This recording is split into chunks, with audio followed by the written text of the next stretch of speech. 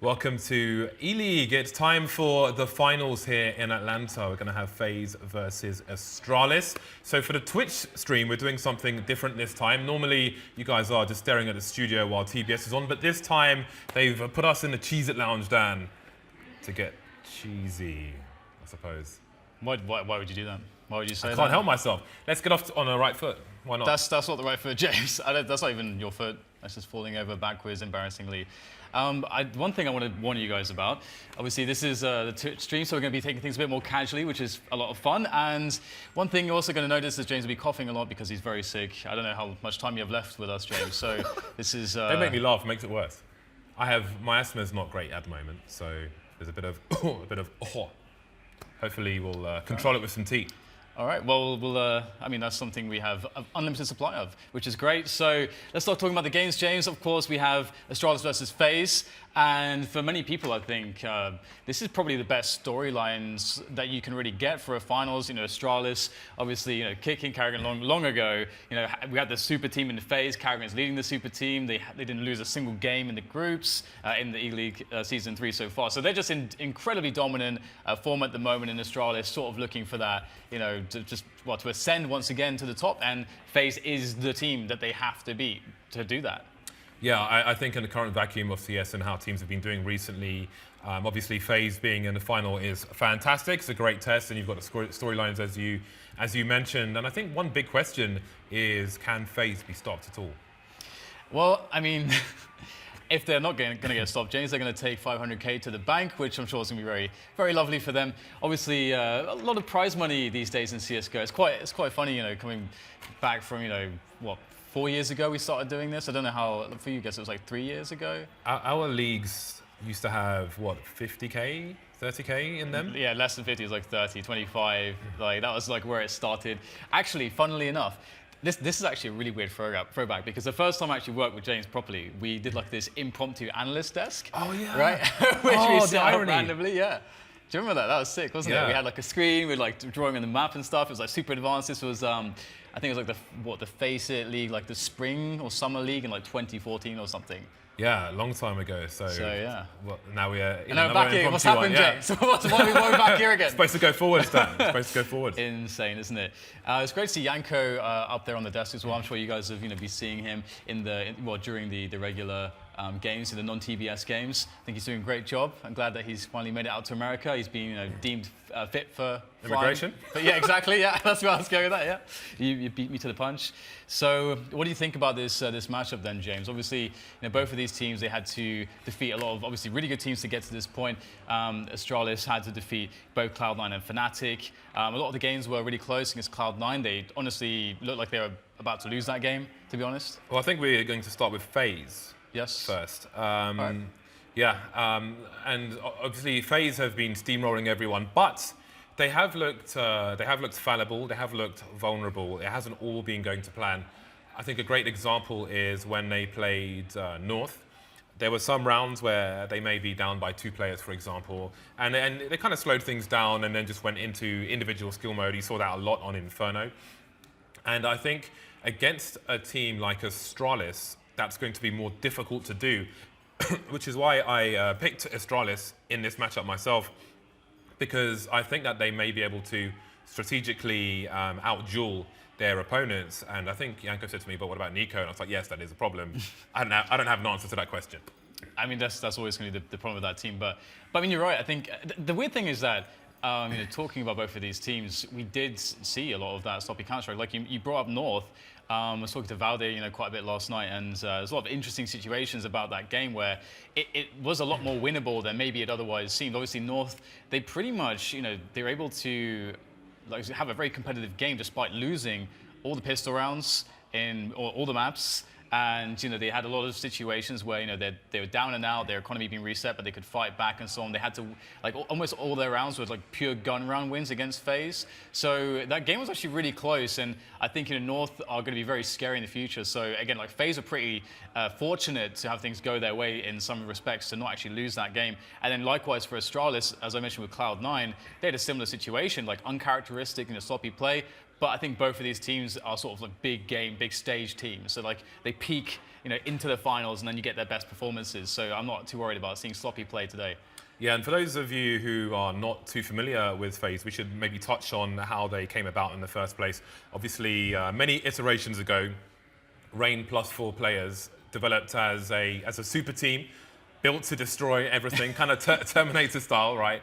Went through many iterations, gave us some great highlights, like the 16-0 versus Pro at a FaZe League finals many moons ago, when they came in as mercenaries because somebody dropped out for whatever reason, I can't remember. So hang on, what was the route, the initial route? Was it that lineup which was Kiyoshima, J-Chem, Fox, Michaelele, and Reign? Was that the beginning of it all? Because obviously Reign is the constant. Yeah. Right. So was that because that was Cluj-Napoca when that team made a super sick run. I remember because we followed all their games, we casted all their games throughout the tournament, and that was like the first sort of mercenary team, and that was the roots of it. And that was what, 2 years ago, I think. It was a while ago, yeah, but that was, they've had many players come and go. Kishima was in there for a fair while, and you still see some things in the team that he used to be notorious for, like when they play on Mirage and they go for a fast play into connector. But yeah, they were developed as a team of Terminators, and perhaps finally they are a team of Terminators. They haven't dropped a map in ELEAGUE so far. Best of 3 series, maybe it happens now. It's actually insane. I think this is the first super team that we've had. I mean, we have the French super team, of course, a team of very highly individually skilled players, and that's kind of the classification of a super team. All those players from France, fair enough.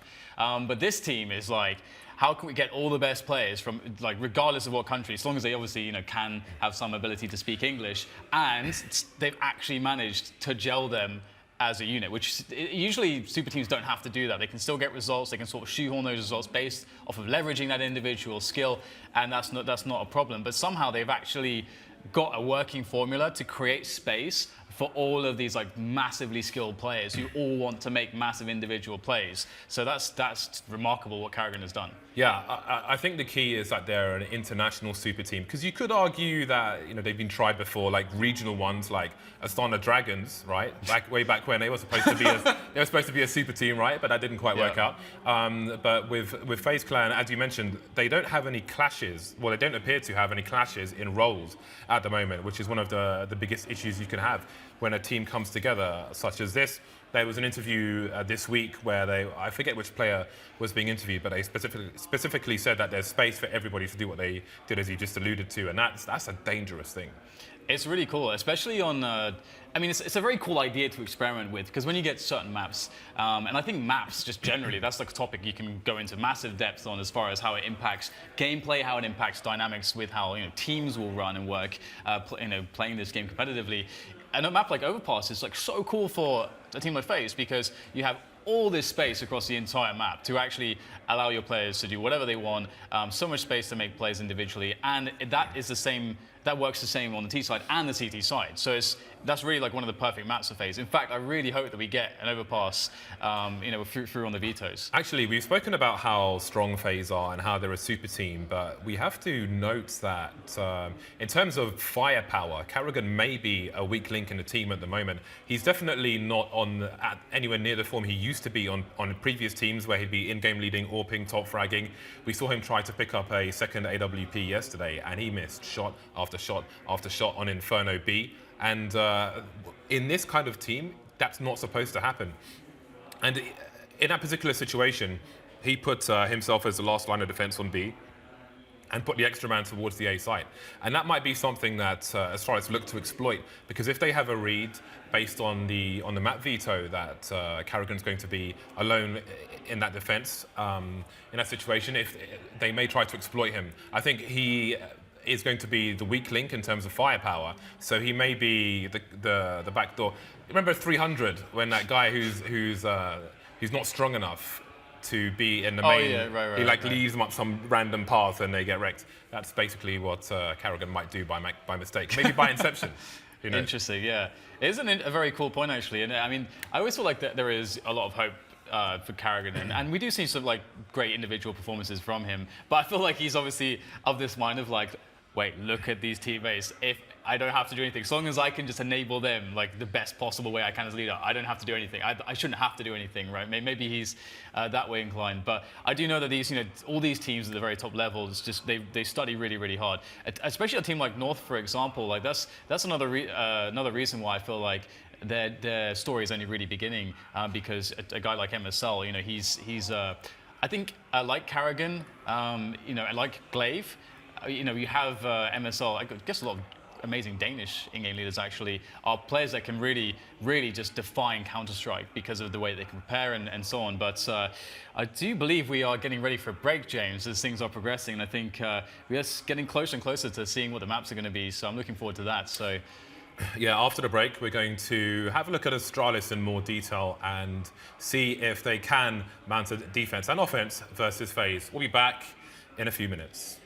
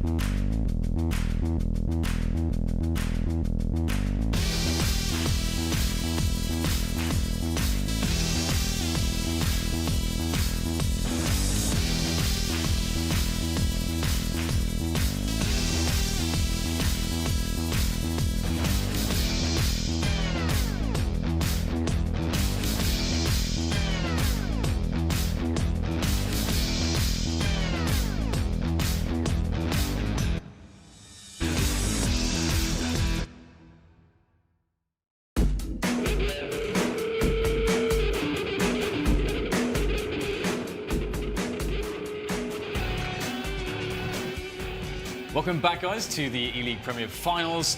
Of course, this is the Observer stream, so you're going to see everything from the Observer. Obviously, it's like the B stream for the ELEAGUE Finals, James, here on Twitch, and B means best. It's the B stream with the A players, Dan. Absolutely. B for Bardolph, B for best, and other things well. would be. Yeah. It's the only compliment you're going to get. So there's the TBS broadcast, but these are the additions that we've made to the end of the season, so you get a bit more out of the show before the match starts, which should be in about 10 minutes. Tell us about tickets. Yeah, so absolutely. We have, of course, just recently the ELEAGUE Major in Boston was announced. You guys can grab tickets. They will be on sale at 10 a.m. Eastern Time. October 24th from the Ticketmaster. And yeah, I mean, honestly, I think it's going to be a super awesome event. I think this is the thing, right? Every single time, we talk about majors, we're like, oh my God, this is the one, because all the stories culminate, it's the centerpiece of the bi-yearly centerpiece essentially of Counter-Strike. It's like every team, they drop everything for that if they possibly can. All the preparation goes into that. Those results matter more than anything else. It's like it becomes just an amazing event every single time. So you can't really go wrong. If you're not at the major, you're going to be missing a part of history in Counter-Strike at the very least. But of course, this finals is pretty gangster, James. We must add, Dan, all attendees at the major receive a premium gift bag. Not just a gift bag, but a premium, not premium, a premium. Well, you're doing Jason gift bag. It's not going to be like a paper bag. It may be even made of polyester. I like that. That wasn't quite Jason's risky biscuit yesterday, which was pretty good. Let's never forget that. You should all just tweet Moses now and just put hashtag risky biscuit. But moving on from biscuits to Australis, I don't know what an Australis is, so I can't segue. But it's time to talk about Australis, Dan. They have won everything that ELEAGUE have put on this year. Yeah, I mean, Australis, they brought Cleve into the lineup. They started experiencing a lot more success. And if we delve deeper into their history, this was always a very troubled team. Way back when it was a team where they were struggling to actually make finals, to win finals, to actually lift trophies. And they had this horrible label that you see in sports sometimes, which is choking basically. And it took them a while to sort of get out of that funk, quite some time, because we always considered them to be for forever like the best team in the world that's not winning anything. So we've come out of that phase of what Australis is now. These days, last year they've been having phenomenal results. I mean, obviously lately they've been struggling a little bit. I think Kirby has fallen under some criticism for some of these struggles. But the thing is that statistics, it never really tells the full tale. It never really gives you the full picture. Absolutely. And another thing that we can also add is that obviously Australis, they credit a lot of their newfound success in the last year also to bring in a sports psychologist, which is like she's been very hands-on with the team. And generally speaking, I think that's not just a trend that Australis are going through, but I think all teams are starting to look at these options. So that's really cool that we're getting into this sort of evolution of how the game is played at its very top level. So. But speaking of their chances here, to James, do you actually feel like Australis? Actually, you predicted them right. Yeah, but let's look at how they got here. Let's not forget they almost lost versus Cloud9 in that 3-mapper. Yes. Let's forget the third map for a moment because that was quite spanking. But the second map, you could argue I think Cloud9 will feel like they should have taken it over the line. They were close, 100%. But they just couldn't even get to map point, let alone match point, which I guess would have been the same. Yeah, I mean, Cloud9 definitely an opportunity loss for them, and they will rue that loss. But Australis, they really did bring it back on the third map, and I'm sure they will use that series to learn from. Some people say it was a sloppy match from both teams, but hopefully Australis will shore up their game today. And yes, I think that the players are strong enough. We've seen Dupree and Device, but Dupree in particular, he's been going nuts this tournament so far. And again, I think that they have a strategical advantage over FaZe. And I think FaZe's big red button where they just go for individual plays is going to be harder for them to abuse against Astrologist than it was against some of the teams that brought them to the finals.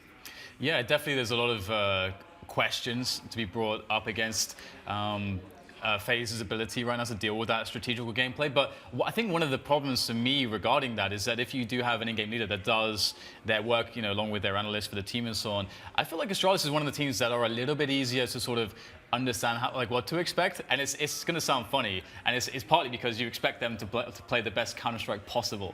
In that sense, it's like they have such great and consistent setups. Their philosophy of the game is quite obvious. Once you really study how they play, you can start to understand a bit of how they actually think about their approach and how they think about the game.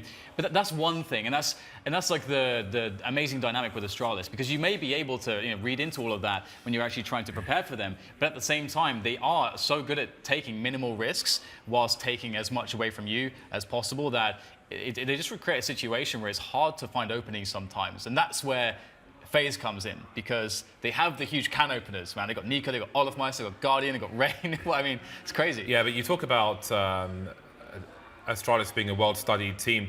There was talk in the Australis Cloud9 matchup about that, and about Device in particular, giving examples of how he studied Fallen's game and all the AWPers. I didn't think it was so appropriate to make that comparison against Skadoodle, because stylistically I didn't think the matchup was really there to abuse that, but against the likes of Guardian, I think that definitely is there. Guardian's going to be a hard AWPer to exploit, but perhaps Device will be the man to do it, and I think that's going to be a very key battle, more important before against Cloud9 than it is here, but we'll find out.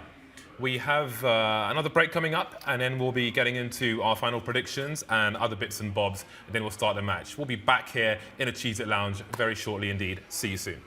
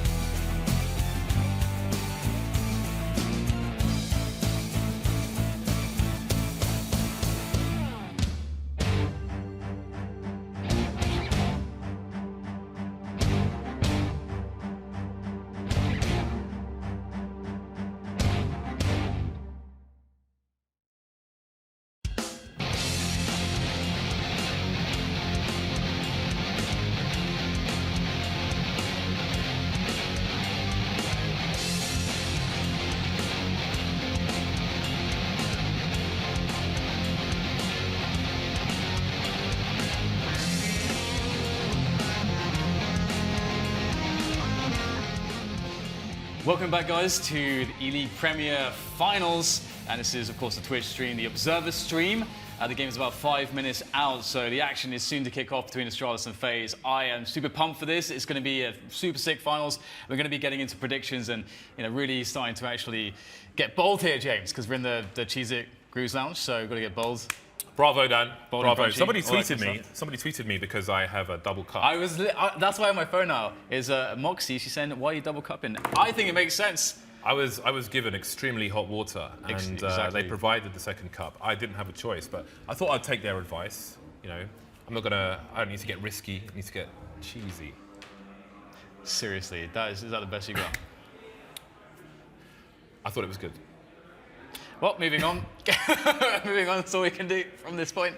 So, who did you pick for this match? I think for me it's going to be FaZe, and this is an impossibly difficult one because again, when you get into this stage of the tournament, you never know what's going to happen on the day. Of course, it's a situation where both teams they peak into the finals. What you saw throughout the rest of the tournament, you have to basically forget that more or less because this is finals day. It's completely different.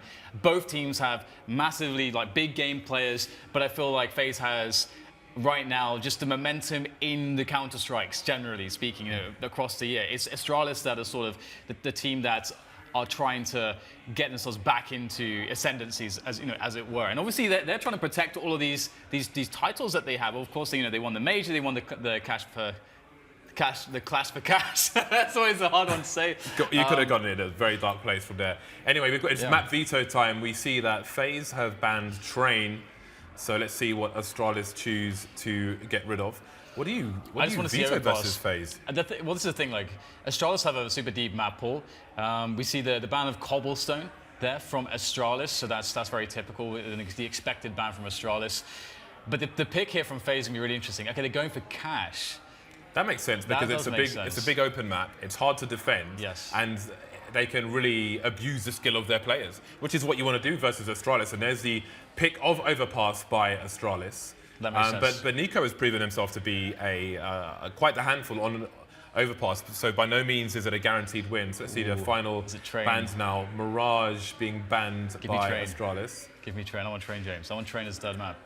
I think that would be a fitting third map between these teams. Oh, okay. I'll try his ban first. What am I talking about, James? I don't know what you're talking about first. I think I'm just, single track mind. I have that fancy. I want to keep it alive. But yes. So your single track mind is trains. Yeah, oh God, I didn't even realise that I did that. DDK, ladies and gentlemen. Cash, Overpass, brilliant first 2 maps to start off with. I think Cash, obviously a great pick. I don't think. I do wonder what Australis' confidence is going to be like on this one. I actually feel like these maps are actually going to favour FaZe. Do you feel the same way? I'm very interested to see what Cash will mean for both these teams. That might be a masterstroke from FaZe. We will find out soon enough. The game is not that far away. So did you want to finish your point on why you picked FaZe?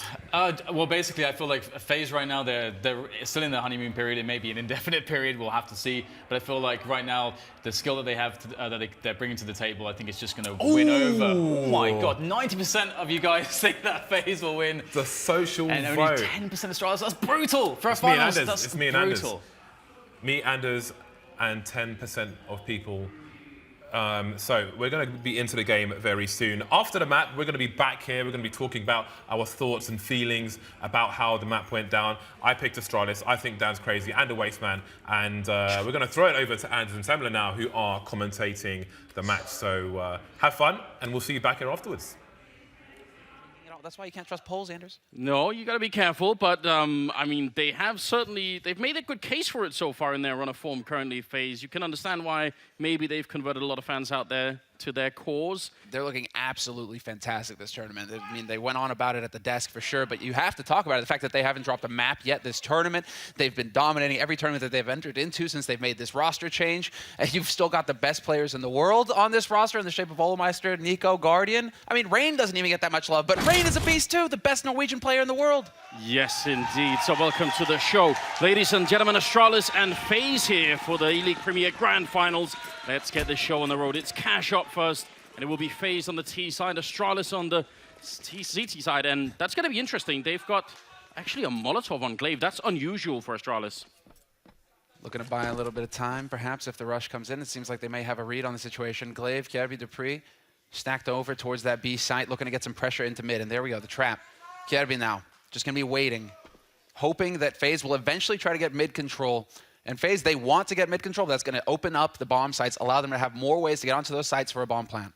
And they're going to retake the A bomb site. So this may look like a bit of a silly strategy if you're new to the game. Why is no one defending the A side of the map, which you can see on the minimap that they're not right now, Australis, but it doesn't matter to them. They're going to probably use that Molotov to try and do that if the bomb goes down. And FaZe are actually gravitating towards this one. So pretty good call coming out right now from Kerrigan, the captain of that team. It's a great headshot to shut down Nico. Always feels good when you have him out of the way. Especially in pistol rounds. Nico has been a terror when he has that USP, the one-shot headshot he's been delivering. Guardian with the deagle. Okay, then. Between him and Rain, they do manage to find a kill in mid, and Rain chimes in again. 2 kills for him with the P250. But Dupree's in the B bomb side, and he's in such a good position. He's got the USP. Nothing but headshots from this one, but instead it's Rain with a return. And he's a bit of a terror himself in pistols. It's a triple kill right now for the Norwegian player, Cleve. Trying to see if he can slide into position to open up for the retake here. The bomb is already down. That might have been the only chance they got, Semler, because he needed that kill. Yeah, the smoke is going to go down to block off Rain. Rain just going to put shots randomly through. That's a risk. If you take one to the side of the head, you're not going to be too happy about it. And Cleve, he's under pressure right now, thinking about using that Molotov, but he needs to find the kills instead. Doesn't even matter. Rain, quad kill, and Kerrigan there with one of his own. FaZe get the strong start on the map. They win the pistol. They'll get the money to buy the rifles going into the second round here, and the pressure is already on Australis. And this is just what we were talking about, Anders, going into this match, that Australis, they're going to need a strong start here. I mean, they slap away the initial A aggression, and then they read the rotation to be very well. They get 2 battles in middle, so they know exactly what's coming. They still cannot stop it. That is just the firepower. I mean, I would love to see statistics for how many pistol rounds that FaZe win are because of rain, because it seems like it's the majority of them, and that's just 1 player out of 5. He's so incredibly good at those. There's so many talented players on this team. You just don't get the time to talk about them the same way. And there you go. Speaking of the double, Rain shows up again. 5 kills in 2 rounds at the start of the first map in this grand finals. And just think, you still have the likes of Olaf and Guardian waiting in the ranks with Nico as well. So FaZe, everything is working out perfectly right now. We heard Kerrigan himself at the beginning of this saying, you know, we're playing perfect. We're not making any mistakes. Sure enough, that's what we're seeing right here. Good little flashbang from Olaf, and then the follow-up Mach 10 to shut down Dupree. He was playing close with the Cset. It's not a bad headshot from Caribou, but it's not going to be quite enough to follow up. They should be able to cross in and get the bomb down. They have Nico covering the flank, so they know that no one's going to be coming in from that angle. Rain can focus on the vent. They've got everything locked down here, FaZe. They only lose Guardian. It's a good play. Yeah, it's solid work. And you can afford to lose 1 player versus a 4 spy on Australis' side. FaZe, now they know that. They've heard the Deagle chime out, obviously. They realize that their opponents are wearing Kevlar. So they know that Australis spent all their money. So they're fine sacrificing just a couple of players here just to try and take that gear off of Australis. Australis, what they're hoping to do here is hold on to that investment. They want to save that Kevlar. They want to save the pistols for the next round so that they can maybe do something with them. Yeah, which is always important. I mean, those Cset 75s, we've seen it in the past, and Cache is a good map for it. There are a lot of places, Dupree could have been one of them there, where you have to get close to them, and the rate of fire is so high that even against the rifle, it could still be pretty effective. It doesn't look like actually FaZe are going to invest that much into the hunt. They're just going to leave it alone and say, that's fine. You get to keep what little you have because you're not going to buy the next round anyway. So this is what normally happens for anyone new watching. Normally when you win the pistol round, you probably get the next 2 also. So this is the expected outcome for FaZe so far. That 4th round is going to be the real test. Exactly, when Australis will be able to afford to get the rifles device. He really needs to stay alive. Hopefully get some kills, because he's going to be just barely squeaking through. Unless we've seen this in the past, where other teammates will take the hit for the sniper rifle player, for the AWPer. And it looks like Kerrigan right now is the one who's kind of holding on to quite a bit of money. So maybe we see that where he gets just enough to drop an AWP over to device, but it'll be a close run thing. I think the real test for Australis is actually in these early rounds. FaZe is such a good team. Give them a good start. Even for Australis, it won't be easy to survive that. Good early kills. Device with 1 in return. Still got that Deagle on Caribou, and that's a great headshot. Dupree getting shot in the feet in the meantime, but Caribou's actually relocated onto the bomb site. Can he get 1 more Deagle shot? That's all they need right now. Grenades are raining in, but none of them affecting Caribou right now. He's got perfect vision, and they're a little bit worried here. With so much time left on the clock, FaZe are deciding to slow things down. Minute 10, they don't want to run into a trap. They know that the rotation's coming through, and so what they're hoping for here are more easy kills at range. Try and take advantage of the rifles. You have rifles, they have pistols. Doesn't really matter when the Deag is in play, though. Kerrigan, another headshot for him. That's unreal. No amount of Kevlar is going to save you from the force of this pistol. He's got 50 seconds left, and they're kind of committed. They don't have to. They can run to the other bomb site, and it feels like now FaZe have started to put that together as well and realize, wait a minute, why challenge it?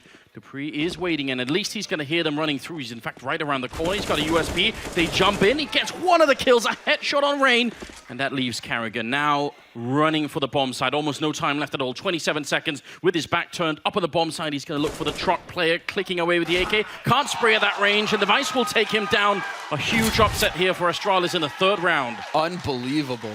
And that just goes to show exactly that both of these teams, they deserve to be in this grand finals. You cannot afford to make a single mistake against anyone here on this server. Kerrigan to start things off, but the 2nd kill is key. That's the one that throws things in disarray for FaZe. That's the one that gets them to peel off of that bomb site and start to doubt themselves. And Australis, very early on here, they found a way onto the scoreboard. 1 round for them.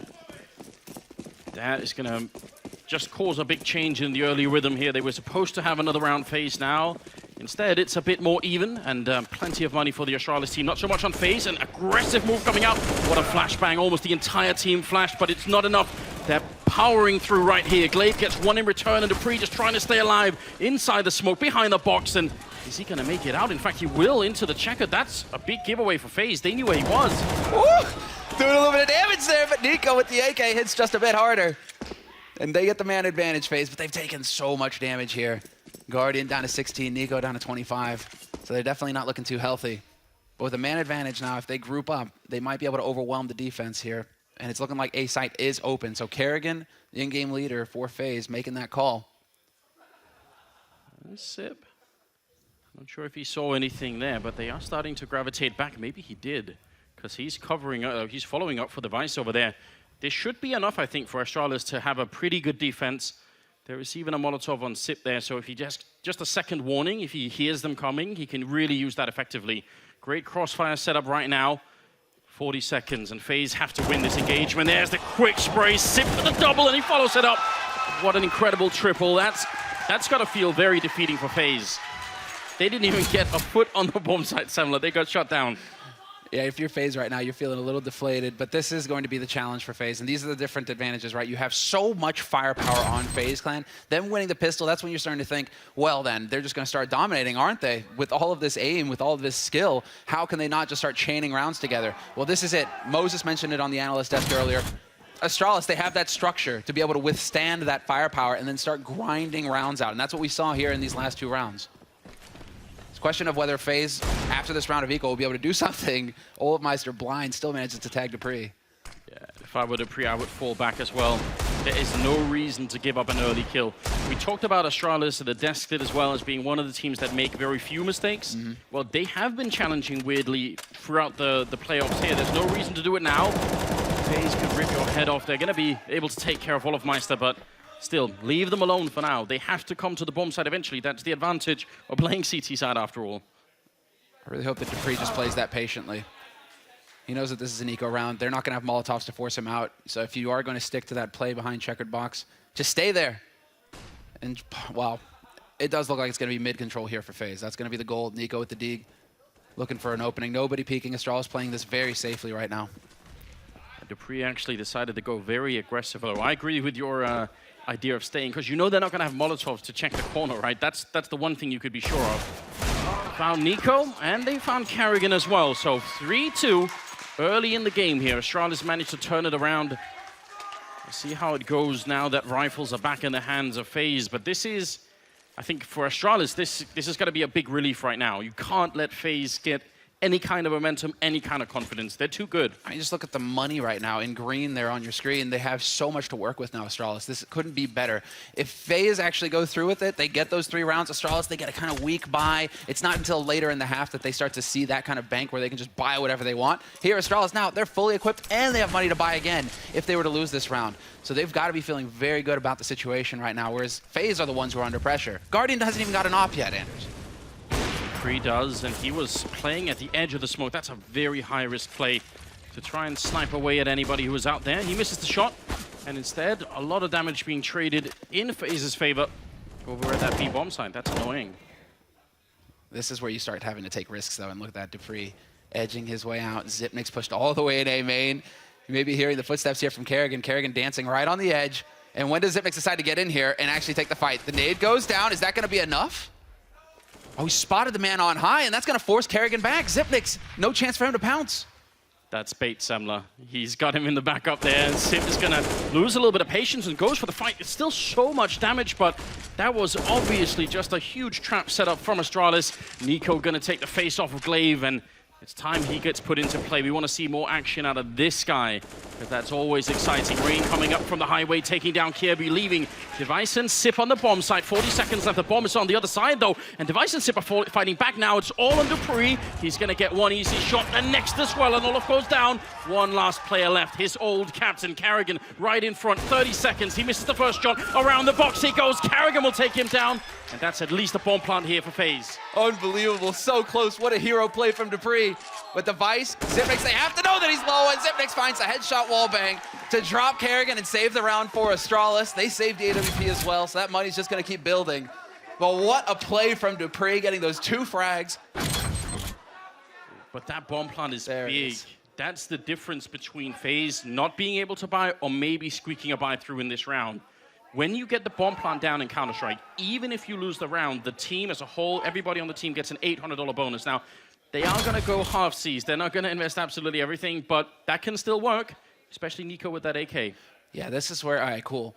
Eyes on Guardian, because now, after this round, if he gets a bomb plant, he's got that up. Finally, he will have that sniper rifle. We can start to see him get into the fight with it. And he's kind of looking towards that as well. He hasn't invested in Kevlar. He only picked up a P250. That's only $300 that he spent with a couple of nades to go with it, right? So I think Guardian really wants to get the sniper rifle in play.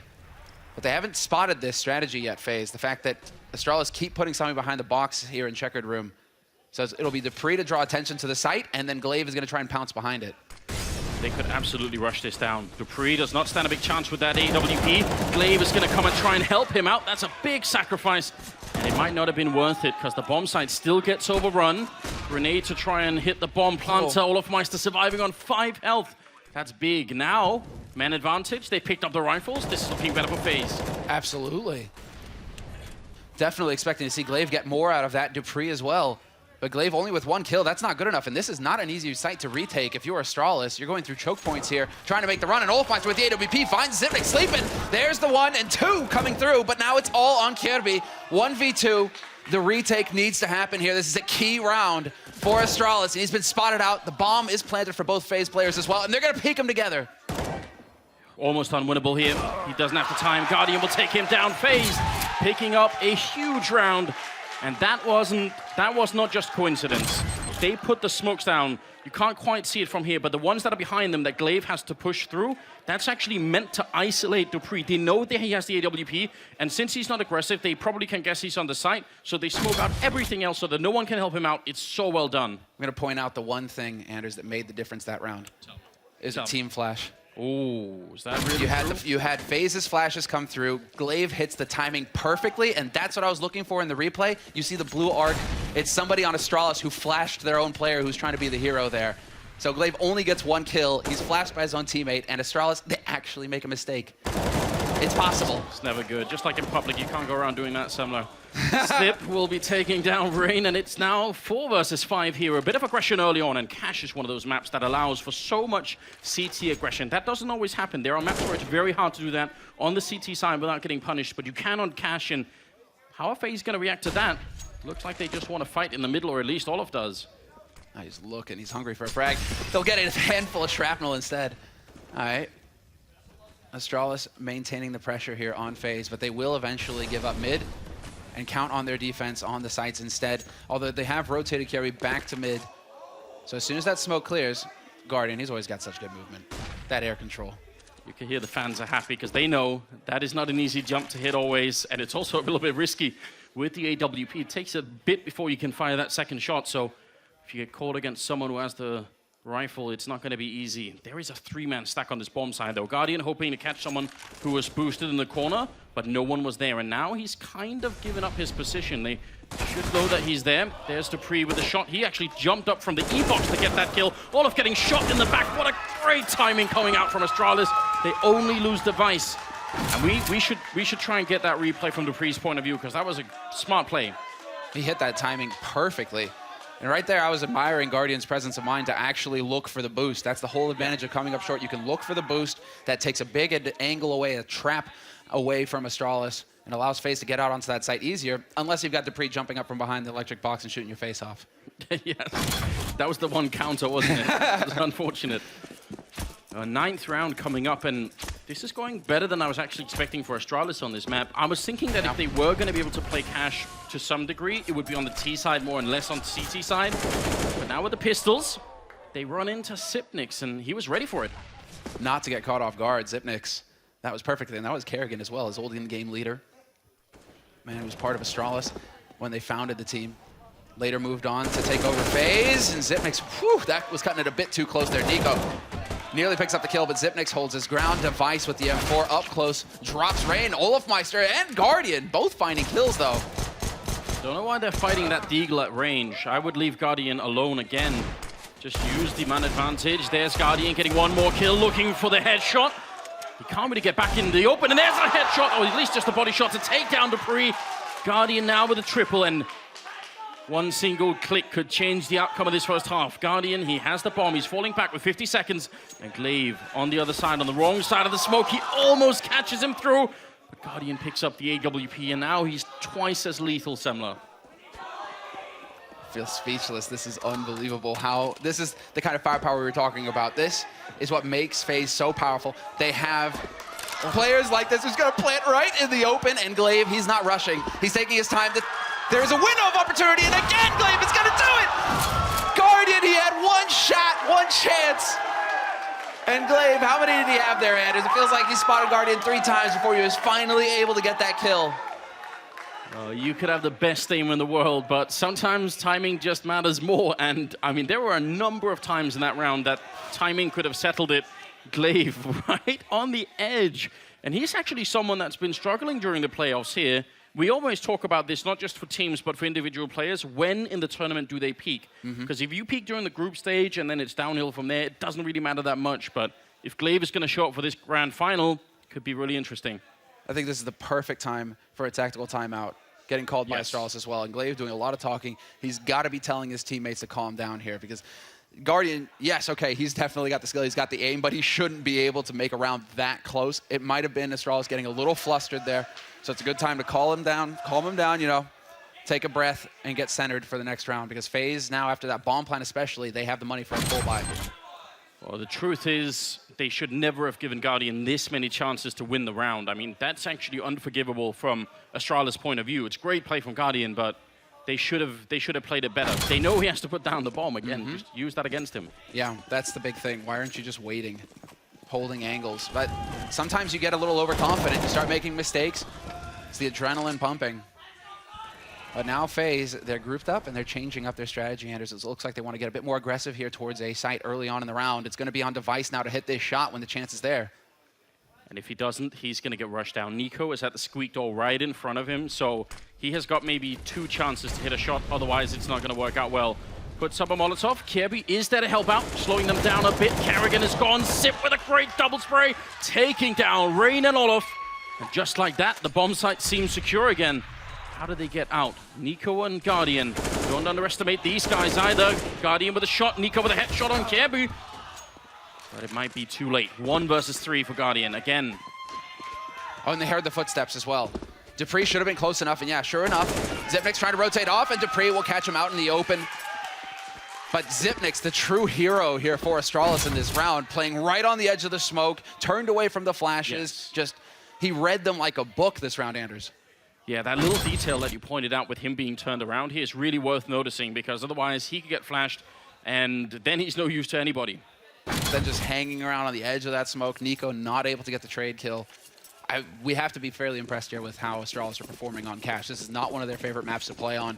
FaZe, that's kind of why FaZe are like, yes, we will go to Cash. This should be a situation where it's a map that heavily relies on aim, on skill. Should play to their strengths, but that's just not what we're seeing right now. It's going to be a default A execute, which means that everything is going to be smoked off. There's going to be a whole wall of smokes going around that red container, and that's just for them to get close with the pistols. This works a lot of the time, so I don't blame them for trying to do that. There's one coming out of Squeak. The other one is going to rain in from the ceiling of the map, and then they should be ready to go here. Got the time for it, but once they put in the smokes, they sort of are committed because they don't have anything else, so you can fake it, but not this time. Here comes FaZe running close to the smoke, trying to avoid the damage and doing a lot to Sip. Device is waiting at the edge. Cset is out. He gets a quick double. And actually, a little bit of team damage in there from Sip, I think. Caribou gets Nico and Guardian. The last one left and no chance at all, so that's a good attempt, but maybe not good enough anymore. And there we go. The tap out here from FaZe. Enough is enough. We just went for the half buy. We saved for this round once again. Things are not going our way. We're not getting kills here. We need to take a timeout of our own. Each of these teams has 4 30-second tactical timeouts that they can call at any point in the map. And so FaZe, they'll have 3 left after this one. It's a good call from Kerrigan to actually just start to slow things down himself because this is going to be a very important round. If they lose this one, FaZe, Australis, they can get into double digits. And it's the first team that gets to 16 rounds that wins. You have Guardian with an AWP. In my mind, that means mid-control. Who from Australis is going to stop Guardian if he really wants the middle? Once you have that, then either split B or A, depending on what kind of information you get, but I would trust in Guardian to be able to open up the middle in a round like this. I don't see anyone from Australis that can actually stop him from doing that. Could be a quick boost. It's actually going to be him. He's looking for aggression from Australis. He's going to be setting up in B halls. He's hoping for exactly this, and Dupree's there just a split second earlier. And in the meantime, Device in mid finds a kill of his own. Just like that, Australis, they slam the door shut in FaZe's face. Dupree, I think, even landed a bunny jump to just cut, you know, what, a fourth of a second off the time, but that can be enough. This is a game of incredibly small margins when it comes to those timings, because normally you're there first as the T player. You can at least be if you get the right spawn. So 3 versus 5. FaZe, normally in these situations, they tend to slow it down a lot and wait for mistakes. Especially when you have no grenades. You have no utility to help you get onto the bomb site. There is no execute left. You have to hope that somebody on Australis breaks that iron discipline, starts to get impatient, and takes a risk that you can take advantage of. So Xyp9x, yeah, checking mid real quick. There was a chance for him to go down there. But Device is watching A main, and Xyp9x needs to trust in his teammate. He needs to worry about short right now. Shooting the AK mid-air. Being chased back from Rain, who's understandably paranoid about the potential threat on the A-bomb side. Xyp makes his way over, and then goes for the fight and Squeak. Device is going to be there to pick up the kill on Kerrigan. And that leaves Nico in middle with 30 seconds here. Completely surrounded. Kerribu will take him down. So after the timeout, after FaZe had a bit of a chance to think about things, it still was not quite enough. And these 2 opening kills, I mean, I guess if you're FaZe, all you could really say is, well, we can't really anticipate that. You know, whatever the plan was, we can actually just replay it because it never really got anywhere close. What did it? I mean, we could just do it again. That's how it pans out with spawns. That couple of steps advance that Dupree had on Guardian lets him get in there first. Guardian made the right call. If the roles are reversed, it's Guardian picking up that kill. It's FaZe charging onto the B site behind it when they got the mid control as well. And it's looking like it will be a bit of a rinse and repeat situation here. Dupree not going quite as aggressive, but there are 3 players here on the B side for Australis ready for this push. Picks up one. Cleve comes in. They did have their backs turned, but he only got 1 kill anyway. Bomb has been recovered again, and now they need to do this. There's a gap in the smoke. A Device with just a Cset 75 taking down Nico. The bomb now trapped there at the cross. He will pick it up, but Guardian is solo already. Olofmeister, we've been talking a lot about him as a player. This would be a great time to win what is almost a 1-on-3. I mean, Guardian can't really do much. Any kind of wallbang in that in this area, and he's going to be down already. There's a great flashbang to shut down Olof, and Guardian is going to be gone as well. Australis getting away with quite a lot here on Cash as well. I'm shocked. I'm impressed by how calm and patient Australis are in that situation. Many a team, they feel there's blood in the water, and they would have rushed in, trying to get those kills, trying to punish FaZe. What did Australis do? They got the man advantage, and they sat, and they waited, and they played off their advantage of nades. They had the flash grenades, they had the smokes, they used their utility to get in there and get that free kill on Olofmeister and secure the round. I mean, Moses was saying on the desk that these guys are the king of sort of fundamental Counter-Strike. I think that's one of the things that he was talking about. That comes down to obviously Cleve as a leader, but also Sonic, who's behind him, their coach, a former sort of world champion in his day. It's really important, right? When you get that blood frenzy situation, you need someone to calm the whole team down, and they're very good at doing that. You're absolutely right. 10-3, ladies and gentlemen, going into the 14th round. We're nearing the end of the first half, and it's looking unbelievably good for Australis. I mean, this is a terrific start on CT side, no less, of Cash. You really expect FaZe to have those AKs to just do tremendous damage to get the round lead, and then it's going to get gritty in the second half. Australis now, they're really setting themselves up for a strong performance on this first map. Going into their map pick, which is Overpass. This is a best of 3. Oh. Something weird can happen here. Rain is taking those shots through the smoke, and if he hits someone, even if he doesn't get the kill, that will leave a blood spatter on the wall that will tell him that someone is boosted up. Because he didn't connect with the shot, that could be what he's checking for with that shoulder peek. When he doesn't see a blood spatter, if he miscommunicates that to a teammate and says, oh, I don't think they're boosted, that can cost them a lot. So a little bit scary, even scary as Kerrigan in the middle. My God, what's happening? Where was that? Where'd he come from? Now there's going to be the boost. It's looking like FaZe want to try and take advantage of this. They brought it back to a 4-on-4. Glaive holding close. This is where it could get very interesting with Rain and Guardian both there. If the flashes are not effective, Glaive is going to be ready for this. Completely fluffs the first shot. He's going to go down. No! He's got the help of Device. And they do manage to pick up 1 kill. Dupree is there to catch Kerrigan as well. And a man advantage now, a 2-man advantage for Australis. Just kills left and right. And this kind of round goes very far away from Australis' comfort zone in the last, year or more. This is something that they've started doing recently. It must be very hard to deal with. That's a shot and a half from Nico. Still got 25 seconds. He's picked up the bomb, and now he's running to the B bomb site. I will never make the mistake of counting this guy out, but he's got a lot to do right now. Device is right on the other side. Nico going to be up there, and I think the top of the forklift actually obscured his view. He had no idea the device was down there. That's 11-3. This is unparalleled aggression. Late in the half as well. FaZe at this point, standard play would be for Australis to play passive, to try and play angles, to hold, and let FaZe come to them because they know that Australis have the nade advantage, that really they should be the ones, setting up the defense. Totally blindsided by the fact that Australis goes all out aggressive in that round. Very hard to deal with. There are a lot of other teams that used to do this a lot in middle. I mean, the first one that springs to mind for me is Virtus Pro. You'd see Pasha sometimes sneaking their snacks if he was playing middle instead. But not so much Australis, I would say. It's fun to see them try and switch it up. And maybe they did become too predictable. Maybe that was the thing that sort of caused a bit of their downfall earlier in the year. Yeah, once you start getting red, it's so hard to get your game mental. I mean, your confidence relies on your strategies, on the effectiveness of your in-game leader, of your strategies. And if your strategies aren't working, then you just feel like you're lost. And so we have almost back-to-back timeouts here for FaZe. They're taking them consecutively now, it seems. Saw a lot of talking from Nico there, too. Yeah, and that's one of the good things about Nico, I think, is that he's more than just a good aimer and that. He's got it all, really, in that sense. He knows the game well. You mean he's got aim and brain? Yeah, I was going to say looks too, but, I was getting worried about going that direction. Olofmeister with a bit of a grenade. It bounces the wrong way, but wouldn't really have done much damage anyway. This is the last round of the first half, so there's still much to be done for FaZe on half number 2, especially if they win the pistol, which, with Rain on the team, you could feel confident about that. That's the mad part, Semler. FaZe won the pistol. They have 3 rounds. That's unbelievable.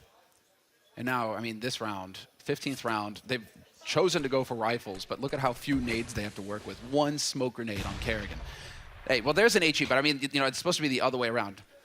Australis was like, oh, we heard you don't have nades. Here, have this HE. Yeah, that's kind of them, I suppose. Dupree looking for an opening. He's going to go down immediately. Rain, good off angle. That's the mid control that they needed. Olof making a big presence over here. Cleve hiding in the corner. They don't have a Molotov to get rid of him, so they have to check it. And he gets 2 in return. That's so big, and he buys time. They're going to run for him. Cleve with a triple kill, and he's just buying so much time. He shouldn't really live through this on 4 health, but what can they do to get rid of him? They only have 33 seconds. Guardian, there's a good headshot. They still know that he's in there. And oh my God, Cleve, that's annoying. All right, we take it back, Cleve. It didn't work out for you too often at the beginning of this first half, but that round was monstrous. He even got donated the bomb. It was perfect, Anders. It couldn't have gone any better for Australis in this first half of the grand finals. We're going to take a short commercial break, and when we come back, we'll get into the second half and see if FaZe can fight back or if this is going to be Australis taking the first map.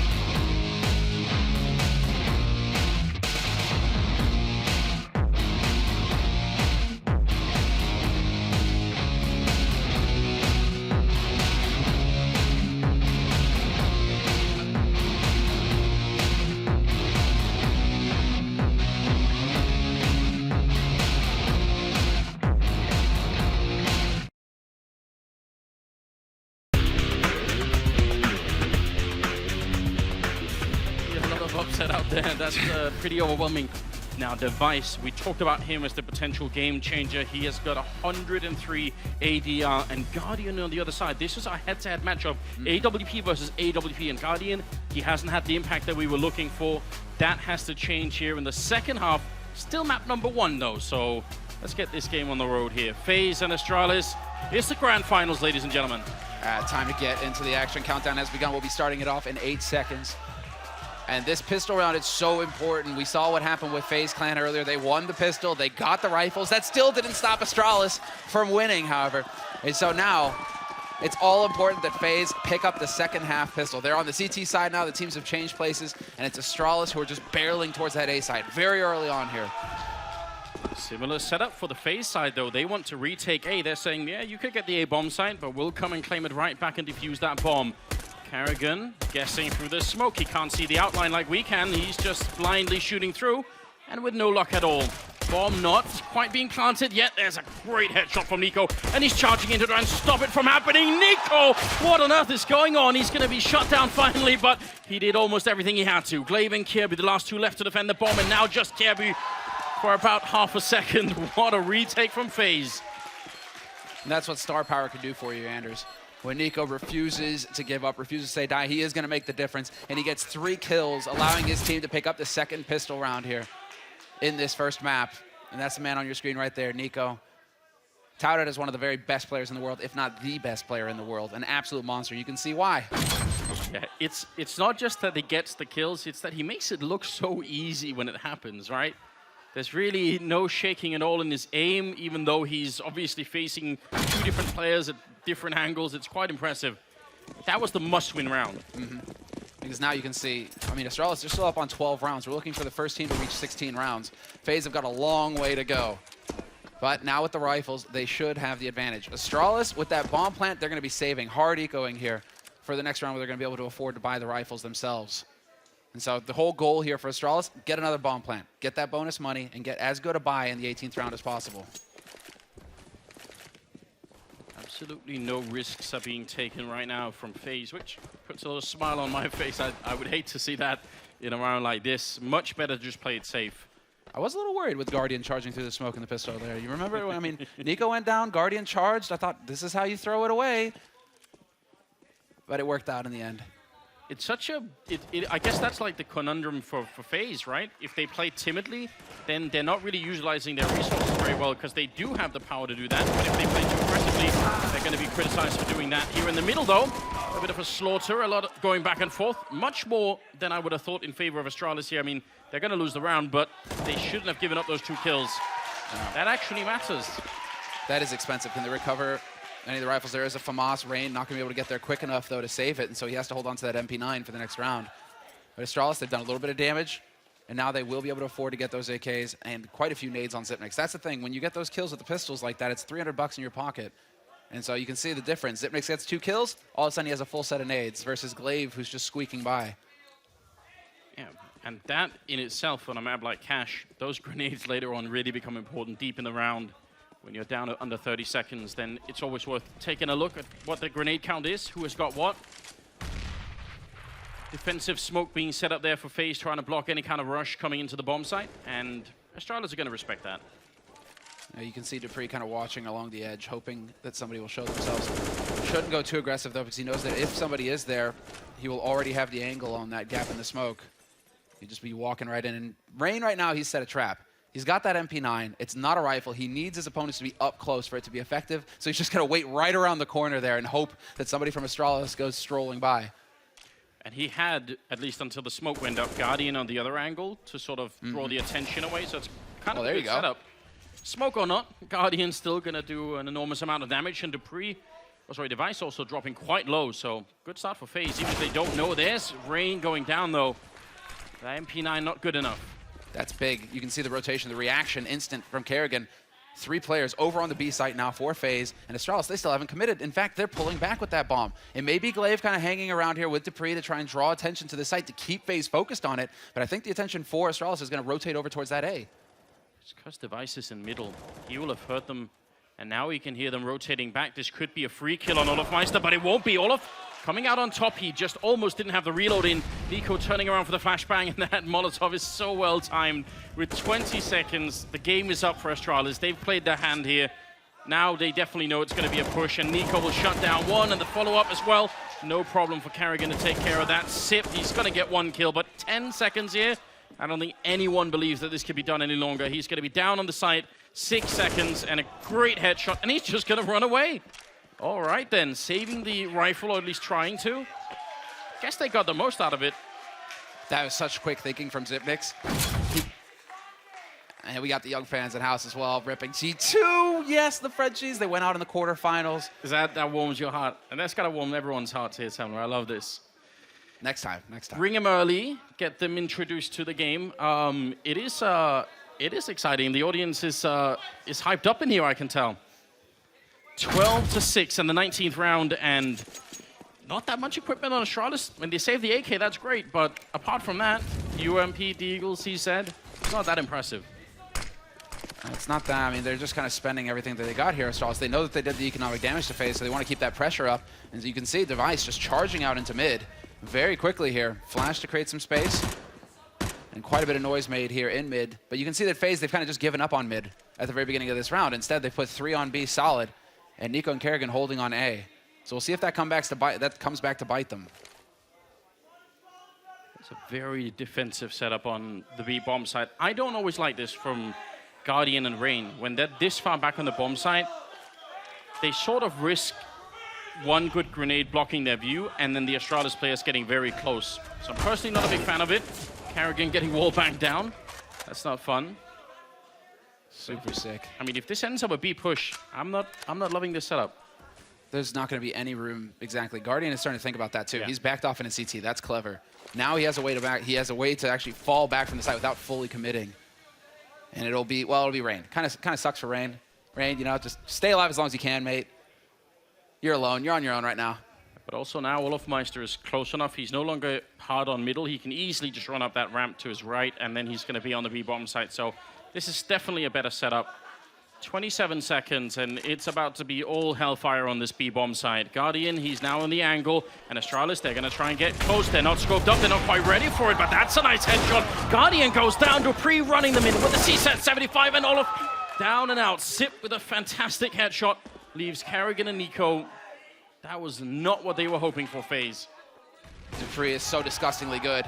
2 kills to open up the site, the 3rd to hold it with the AWP, and Kerrigan is going to turn tail and run. He doesn't want to have anything to do with this. 4 surviving players for Australis on that B site. He knows he doesn't have a chance of getting in there to defuse the bomb.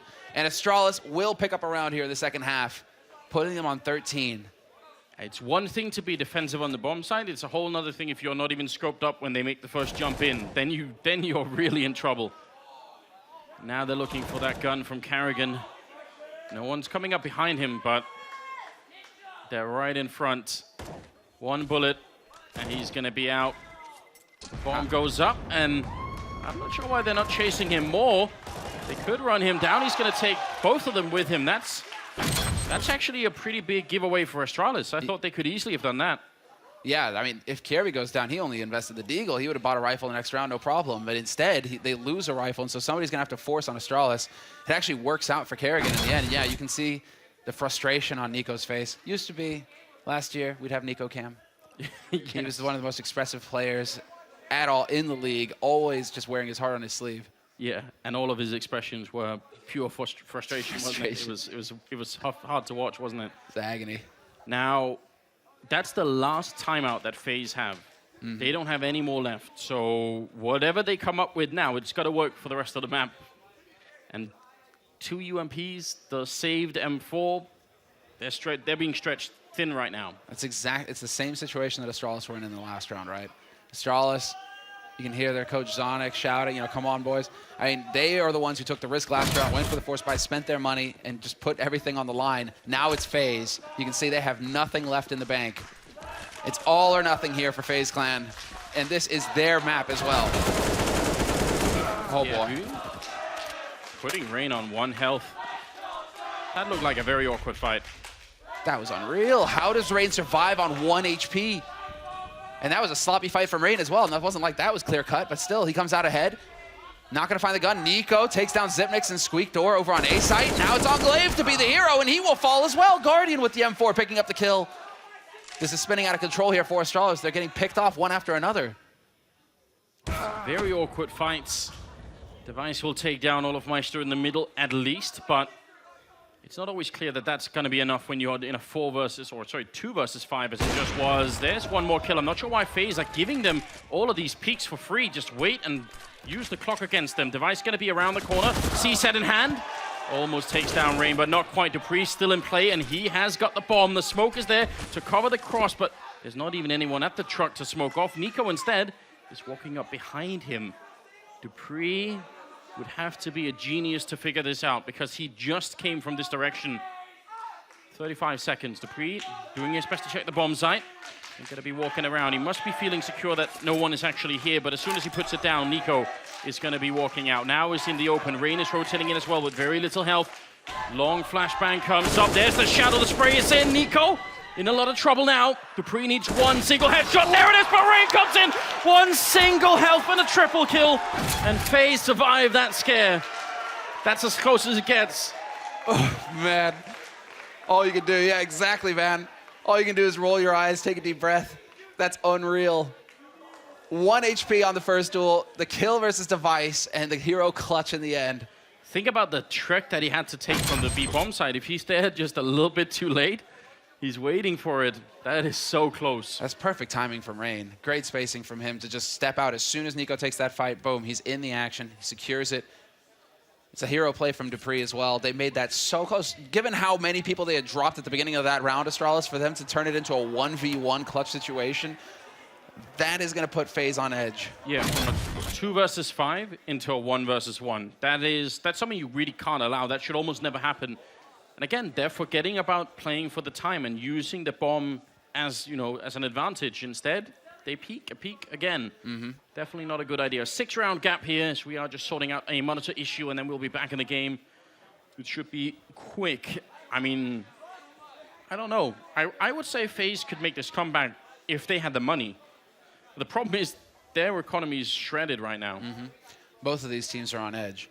I'm curious to see how confident Australis are, though, because this is one of those situations now where Cleve has to make a call. He has to say, we're going to put it all on the line again. We really are going to turn this into just a straight-up brawl. There's not going to be anything subtle about it. We're just going to run at each other, and whoever cracks first, whoever can't get up anymore, that's it. They lose. Or he plays at halvesies, and he plays for the long game. Because their money is kind of in the middle right now, Anders. They can't afford to go for a full buy. They could buy, but it wouldn't be a pretty one.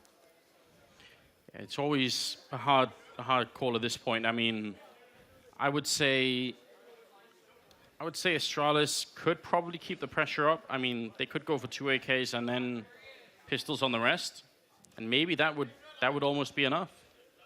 Because they know that if they break them now, then FaZe are probably going to be out of this first map.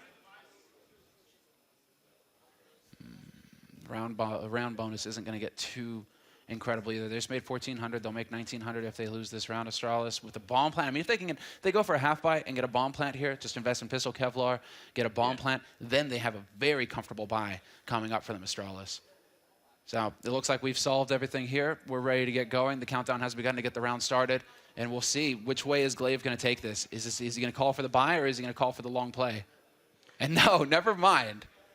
Oh, we got tricked. So they re-timed out the match for just a second, which is... this is a tactical. And it's something we have to make very clear. When it's a technical timeout, when it's an issue with a PC or something, the players, they all get muted immediately. They're not able to talk, so they can't take advantage of that time to talk about strategies. And so Cleve now probably had a little bit of time to think there. He's going to take the timeout, communicate that to his team, and then they'll move forward. That's very interesting. Yeah, I mean, the longer you play, I would say... The bigger the chance is that FaZe are going to wake up from the shell shock that they experienced in the first half. They're going to sort of shake that off, and some of their players are going to start to wake up. I mean, Olofmeister and Kerrigan at the bottom of the score, but that's fine. But Olofmeister on 10 kills. I mean, you give him 6 more rounds to play with in this map. Who knows? He could take over the whole map. Could come alive. I mean, he's got that M4 right now. He's full bot. He's got everything, and it's looking like Australis are putting it all on the line. They've gone for the big buy. They've got the 2 rifles, like you said. They've got the 3 pistols to go with them. And they just want to keep that pressure up on FaZe. They don't want to let FaZe breathe. Device with a dangerous peek. There are 2 men staring his way. They're going to try and force it back, but Sip is actually covering. If they try and walk out, he's not opened the door. That's always dangerous when you go into main like that. You can get caught there. Instead, it looks like they want to go for a boost, which is almost always a good idea. What Australis have to be thinking right now is that FaZe, they've used a lot of utility. If you look at the nade count right now, they've used incendiaries, they've used flashes, smokes. FaZe have hardly got anything to work with. And so Australis, look at that, they have all the nades. They can just sit back and wait, put that pressure on FaZe, and go for an execute with all of the nades that they have to use. We should give some credit to FaZe because in previous rounds, they've been very aggressive with the peaks. And right now, Australis are waiting. They're sort of expecting that. They're not getting anything. So time is burning off of their clock, and they're not getting anything except for some mid-control here in return. Now FaZe are going to re-aggress towards the A-main area, actually putting Nico all the way up here. Now only 38 seconds. This could be just perfect timing. Flashbang right in Nico's eyes. He can't see a single thing, and he's going to be down. Olofmeister and Kerrigan now the only ones defending the E-bomb side. This could be a lot of trouble. They're coming up highway as well. Device goes down. Kerrigan with a big kill, and Olof spraying and not hitting many bullets. He's going to be down and out. So Dupree getting that kill. Kerrigan doing the best that he can with the FAMAS. It's 2 versus 3 with 17 seconds, and somehow FaZe managed to hold on to the bomb site here. 10 seconds for Cleve, and it's not enough. Kerrigan is a hero. Quad kill on him. I have no idea how they defended that. That should have been a lost round. Very impressive. When they lose Nico that far up, and Olofmeister misses an entire magazine, that's not a good way to get started. Then Kerrigan with the FAMAS, the worst rifle of them all. It's Kerrigan's positioning that it's admirable.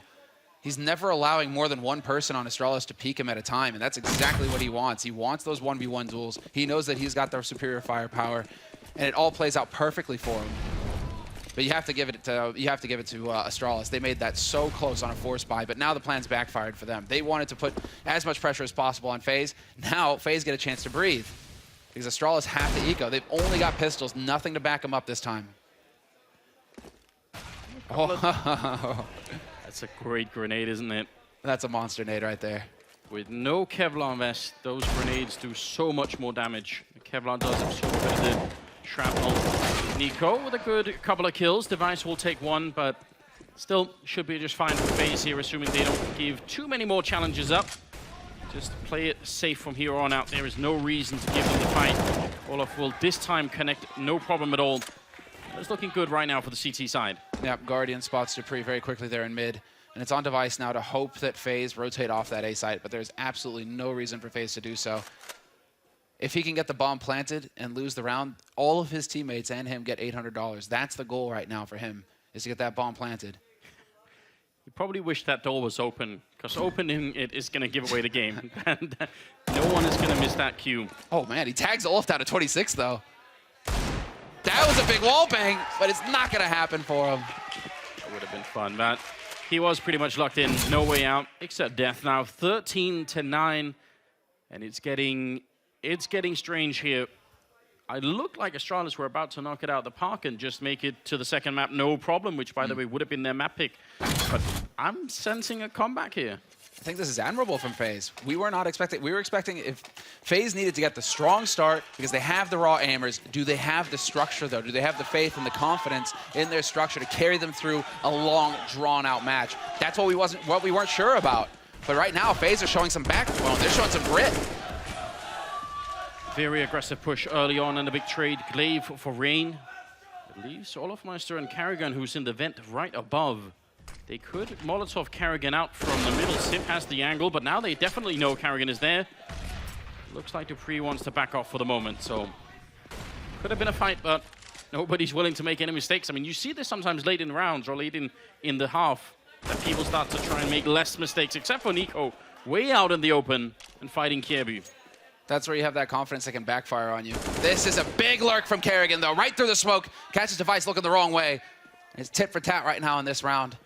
13-9, Australis in the lead, but they've taken a lot of damage on Australis' side. The one big thing, again, that Australis have to work with here is nade superiority. 2 flashes left on FaZe. Australis have a whole host of grenades to work with, so they have 50 seconds left to get those in play and get that bomb planted. Checking the middle and making a bit of noise. if they end up gravitating towards the B bomb side, both Olaf and Kerrigan are there, and right now, it looks like FaZe want to go aggressive. Oh no, Olafmeister, that might be giving it away. Somehow he gets the kill on Caribou. Dupree caught sleeping for a moment. Now they're going to be running into the bomb site. Kerrigan is there to shut it down. It looked like they were being given the perfect gift in Olafmeister with that aggression, and somehow it still backfires. Cset is great at winning these, but not with 15 seconds. He has so little room for error now. So far away from the bomb site still, and Kerrigan alive on the site. All Kerrigan has to do is stay hidden. Xyp9x burning valuable time. Kerrigan behind the boxes. Xyp9x needs to hit an instant headshot if he wants to get a chance at this, and it's just not going to be good enough. Kerrigan, he plays it so perfectly, just making noise. All he has to do is make footsteps. Xyp9x knows he's on the site, and Kerrigan, it's not Kerrigan getting the kill, it's Guardian in the end. But that was so sick from Kerrigan. As soon as Xyp9x starts planting, Kerrigan just starts making footstep noises. He doesn't even show himself. That little graphic is a scary one. If you're in the 10% that thought Australis were going to be able to do this. FaZe winning 7 out of the last 8 rounds. Closing a huge gap, and now they're back to 13-10. And they're still on it. Their economy's still not that great. That's the one thing that we could sort of look at here, but it's getting there, slowly. Slowly but surely. Guardian's hoping to get lucky through the smoke again. That's Raid. A little bit of pressure there. Device down to 87, just gets clipped. And while Australis, they have a very slow approach to this round. It's another hard eco for them, although Dupree has picked up Kevlar. He's the only one really making that investment. And they're treating this like a regular round right now, Australis. They've had some close ones with the pistols so far. And so now it's a matter of catching him peeking. Olafmeister eventually gets the kill on Device. That took quite a bit of time, and Xyp9x down to 6 HP. This is still FaZe advantage here. Still more than a minute left. I mean, should be an easy enough round to win here for FaZe. But again, taking too many fights, especially when they're not happening near bomb sites, not always necessary. Rain is in a good position to catch anyone coming through the vent. When they don't have armor on at least 2 of their players, shouldn't really be possible to make it through. Dupree actually is the only one with armor, so I don't know. He is the one you want taking this fight. He's got the helmet as well, so Rain won't be able to insta-give him. But up close, off angle, and Olaf. Oh, that's big.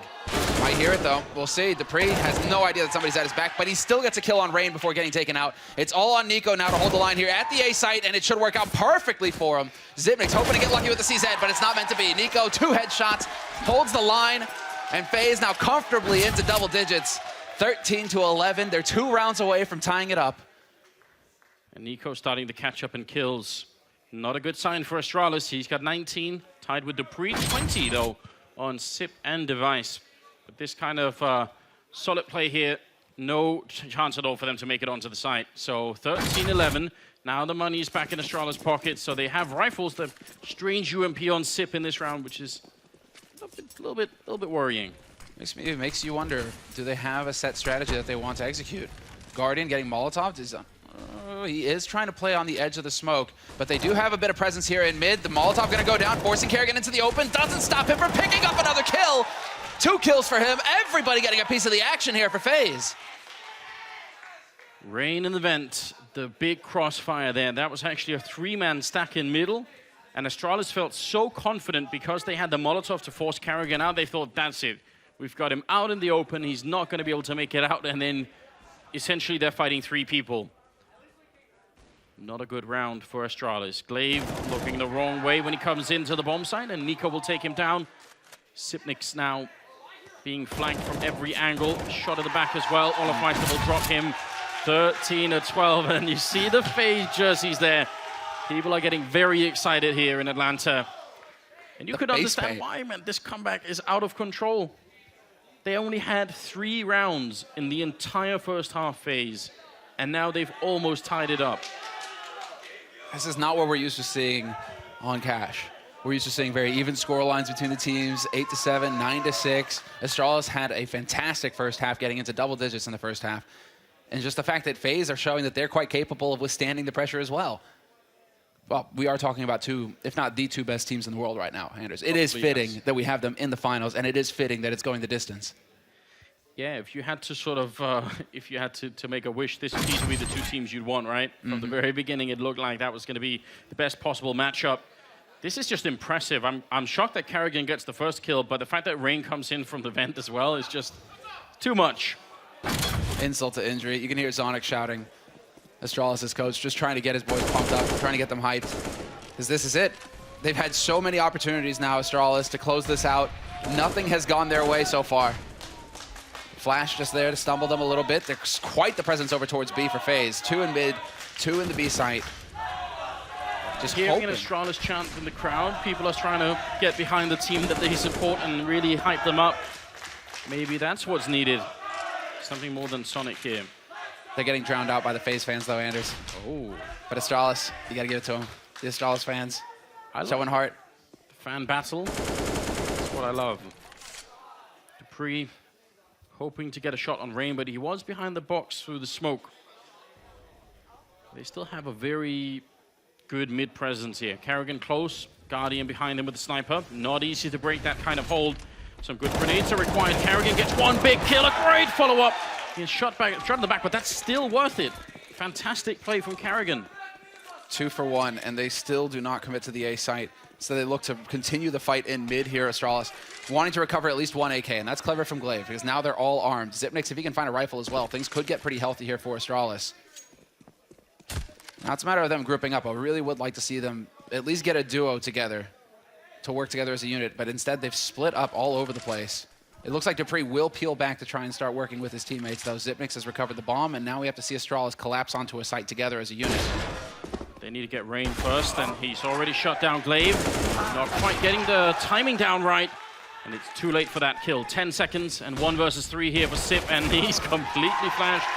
Easy kill for Olofmeister, and that's tied up the scoreline. 13-13 from 12-3 into 13-13. I think you can call that a comeback. Yeah, absolutely. You can call that a complete and utter collapse on Astralis' side as well. Depends on who you want to go, you know. Like praise FaZe, criticize Australis. I mean, two sides to the same coin, right? Why not both? Similar. Why not both? Exactly. The memes. But I mean, right so, now.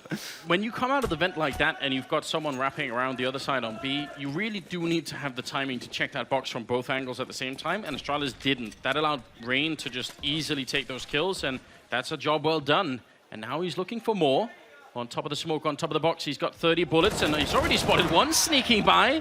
Dupree trying to get a bit too much, and Rain escaping back in where his teammates are waiting for him. This is just very well played. And you can see him trying to dodge away, so he's not going to get flashed with those grenades going off. There's one left on Xyp9x. We'll see if he gets it in play. It's not looking like it, though. They're getting cut down in droves. Rain, Olofmeister, there's Kerrigan chiming in. It's all on device now. 1v5, and not for long. Rain, he has mercy. Ends his plight, ends his suffering. 3 kills for Rain, and FaZe take the lead, Anders. 14-13. They're 2 rounds away from picking up the first map in this best-of-3 grand of finals. 8 straight rounds. Man, if tonight was your first night tuning in and watching Counter-Strike and you thought, I'm just going to check out what this is, you picked quite a good match for it. This does not happen every day. It's rare we see comebacks on this scale, and in the grand finals as well, with everything on the line against Australis of all teams. The rivalry, man, that's shaping up between these two teams is fantastic. Going into the end of the year, going into the major in Boston at the beginning of next year, the World Championships. So when you want to see both of these teams firing on all cylinders.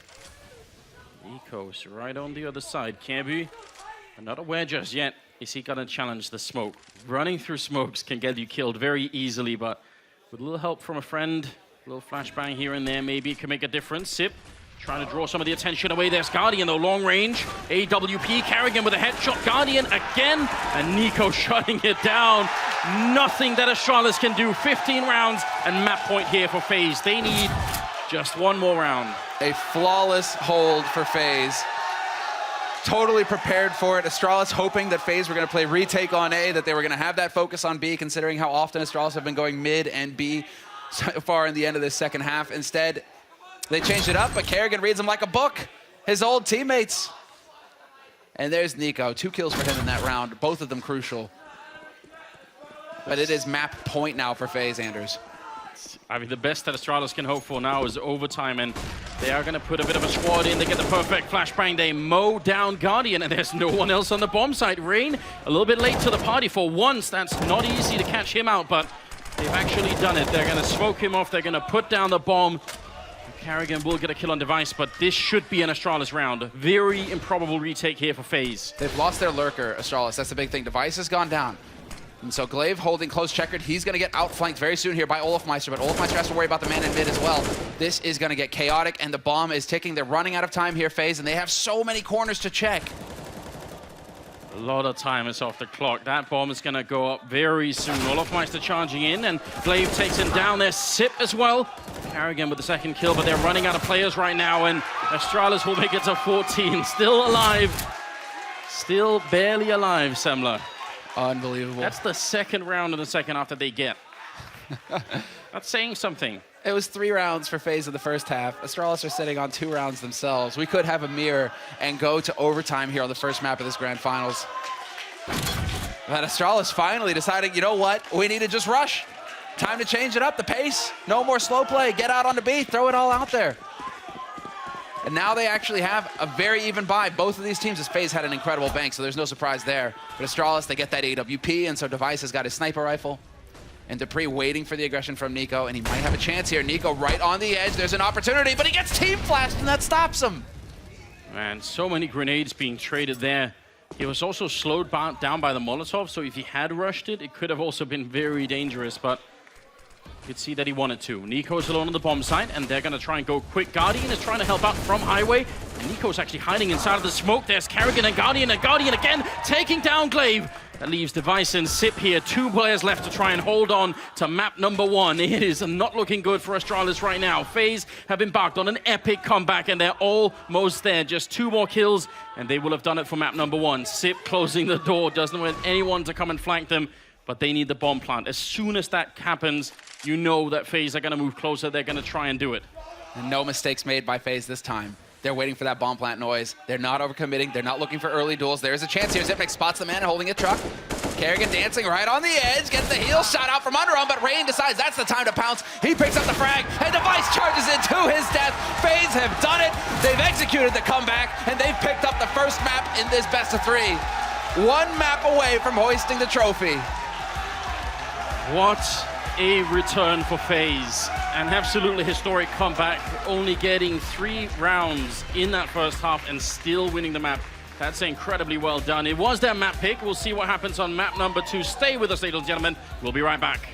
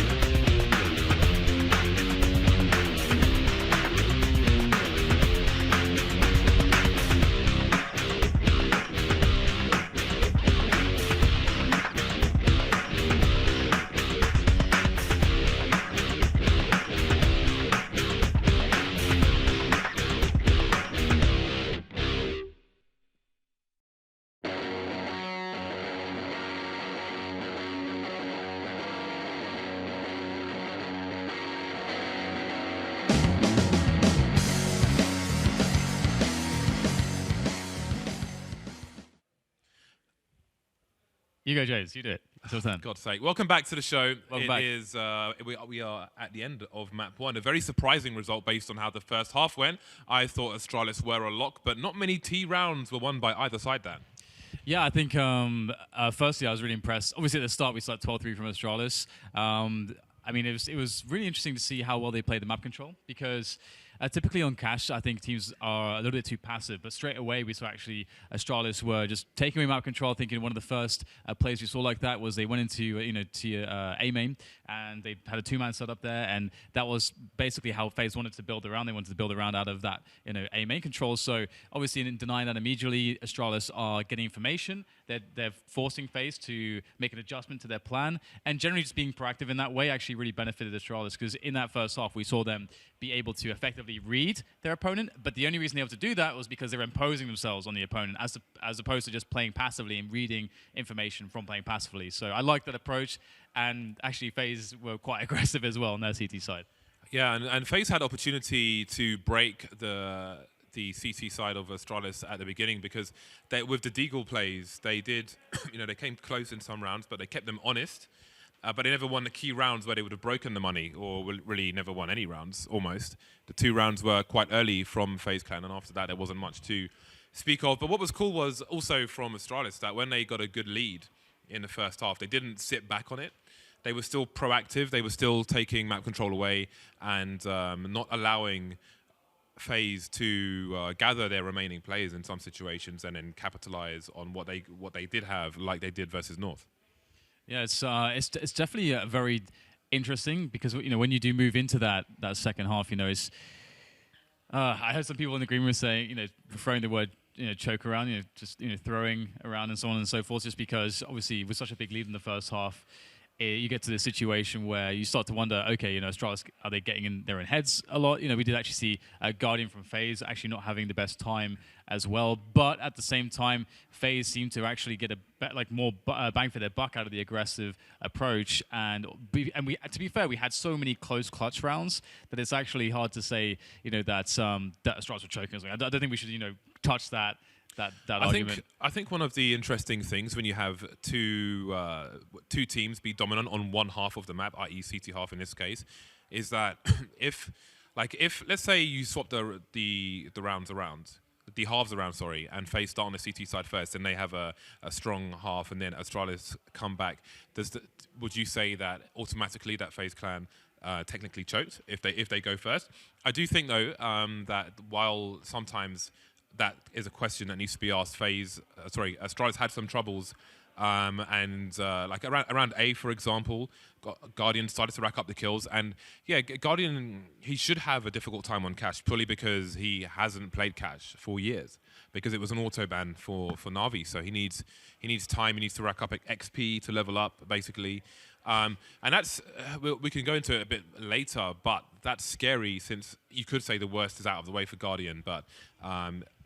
It was a huge scoreline for Australis, and they won only their second T round just right at the end there, and then they got annihilated on their last push. Yeah, and I think it really does speak to, I think a point that I made quite a few times when we've casted some FaZe games. One of the really scary things about FaZe, one of the things that they're going to find their strength in, if you can say that some of the strengths, major strengths for Australis are the ability to play a very good and strategic game where they minimize risks whilst forcing their opponents to maximize their risk-taking to basically force openings. One of the strengths of FaZe is those mid-round situations where you actually have, a 3v3 situation. Because, all of a sudden you have a lot of space and holes to move around on the map, and you have these incredibly skilled players individually who have amazing game sense and intuition.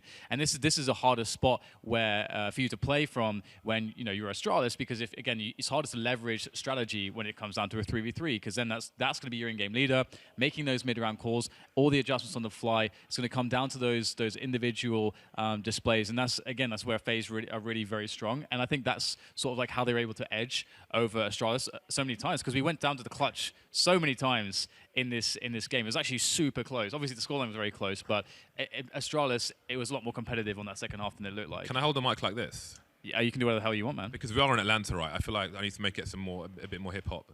Is that really hip hop though? I mean. No, it's not. Actually, I was gonna say, isn't this hip-hop? But actually, what would I know? I just listen to music. So we have in our ear, FaZe haven't lost a map on land since September 1st. They still keep the clean sheets here for the time being. Dying. But a few nerd notes in that match. There was a round where Olofmeister on the T side had 5 HP, and he was on B, got hit by a grenade, went down to 4 HP, moved into headshot and survived, which was a key round of the few that FaZe won. And the second thing was, on the pistol round, the Nico 3K was massive because there was a post-plant smoke that Zipex threw, but Nico was already beyond it. If Nico doesn't get those kills, I think the T-side probably win that pistol, and then maybe we have a very quick first map. Well, I think we'll do very quick thoughts on Overpass because I think we're about to go to a break, and I can't wait to see how that develops. So what do you think about Overpass, James? Where do you stand? Well, Guardian should be stronger, so FaZe should be stronger, and that might be scary for Australis. I don't know which way to go with this. I'm going to have to go with Phaser. That was my prediction, but it's going to be a really exciting one. I think this is the best map of the series, potentially. So, well, it's time to go to a break, and Overpass will soon follow. See you guys for that.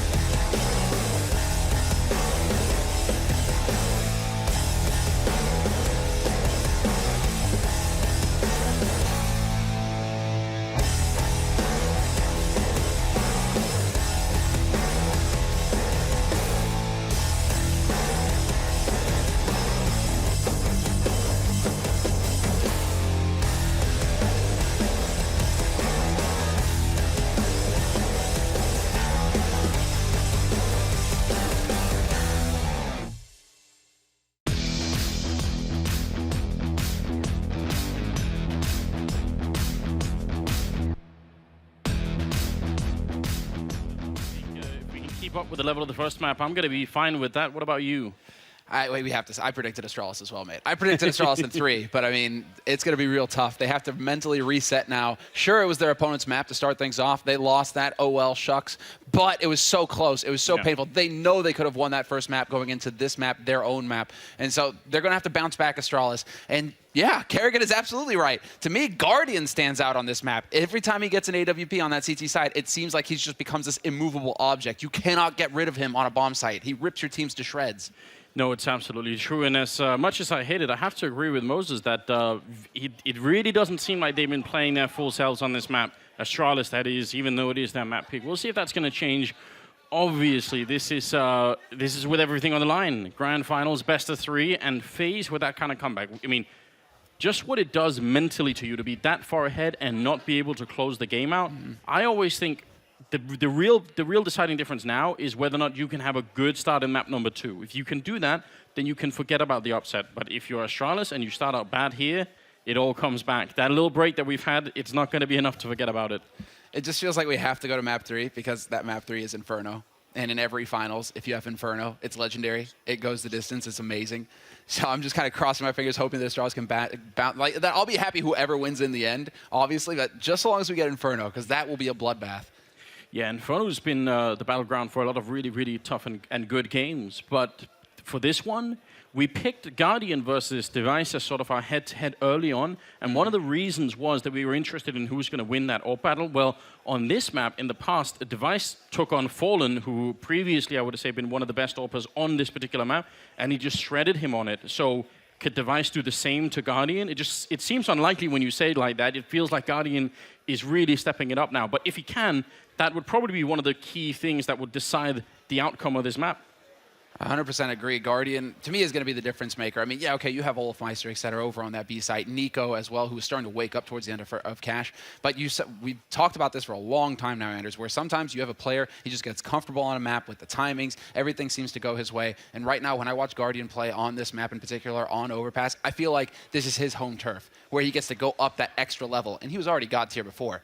Then you're talking about just like the super beast that you have to deal with. Well, if you're an Australis fan, you better cross your fingers that they're ready. We are certainly ready. It's Australis versus FaZe here, the grand finals of ELEAGUE Premier, and we're on map number 2. It's Australis starting on the T side and FaZe on the CT side. So let's get the show on the road. Not that much of an exciting buy coming out of Australis. This, to me, reeks of contact play.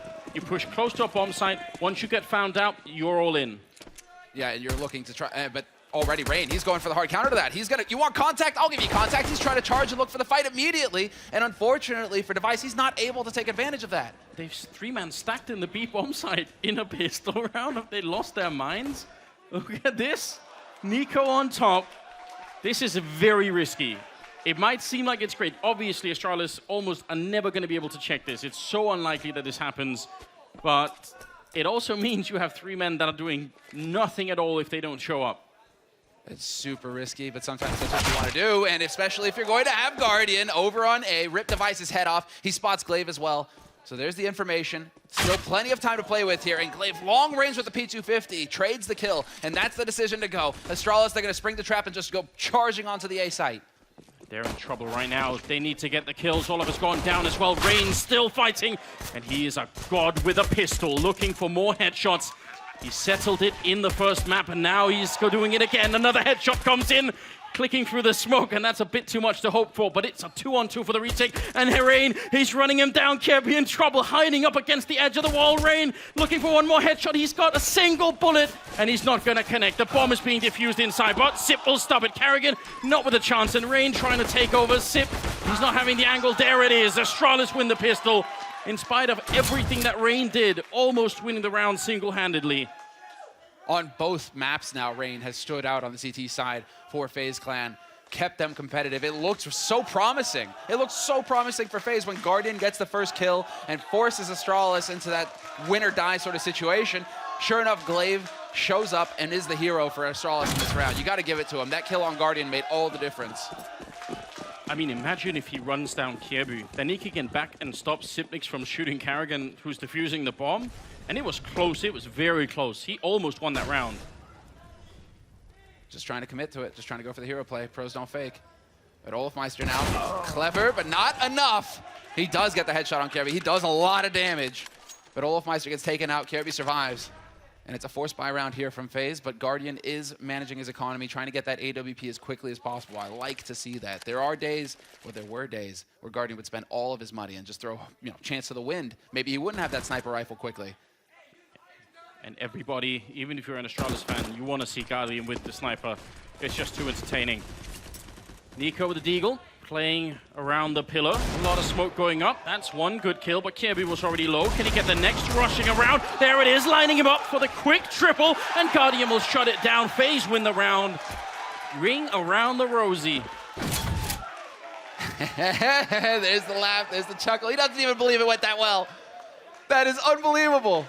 But that's such a good highlight to show that it isn't always about aim. Some of it is about positional play. He played the edge of the smoke, he used the pillar as a cover all the time, and that's it. Also, Australis did have 5 UMPs. Yeah. It's worth pointing out. 5 UMPs. I mean, that's that middle ground where you want to have as many nades as possible if you're Australis. You're trying to really take advantage of a full execute, but it comes back to bite them in the end. And well, now it is going to be FaZe. They held on to those 3 UMPs from the last round, and they've got 2 M4s to back them as well. And this is a real chance now for FaZe to get the lockdown because Australis have committed themselves this round. They've spent all of their money on this. So FaZe, they get a chance to really set up that streak. Australis, slow playing it, taking their time.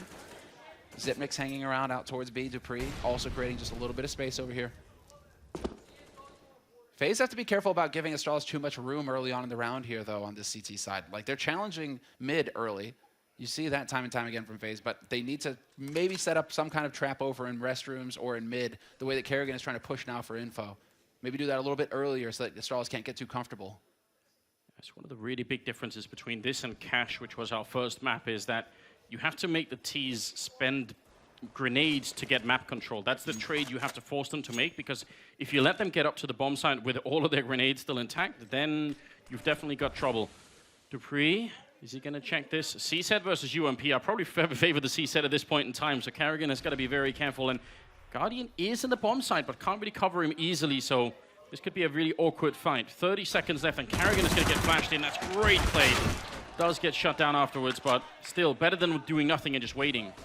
A risky situation here for Guardian. He's full flashed. He's out in the open. He's got a nade in hand right now, and he is going to get overwhelmed. Device hits the timing perfectly, and this could turn into a back-and-forth situation as they go charging onto the site. Device with a second kill, and he gives his team the man advantage going into it. 10 seconds left, though, and that bomb has not been planted. Olafmeister might have got the key frag right here to save the day.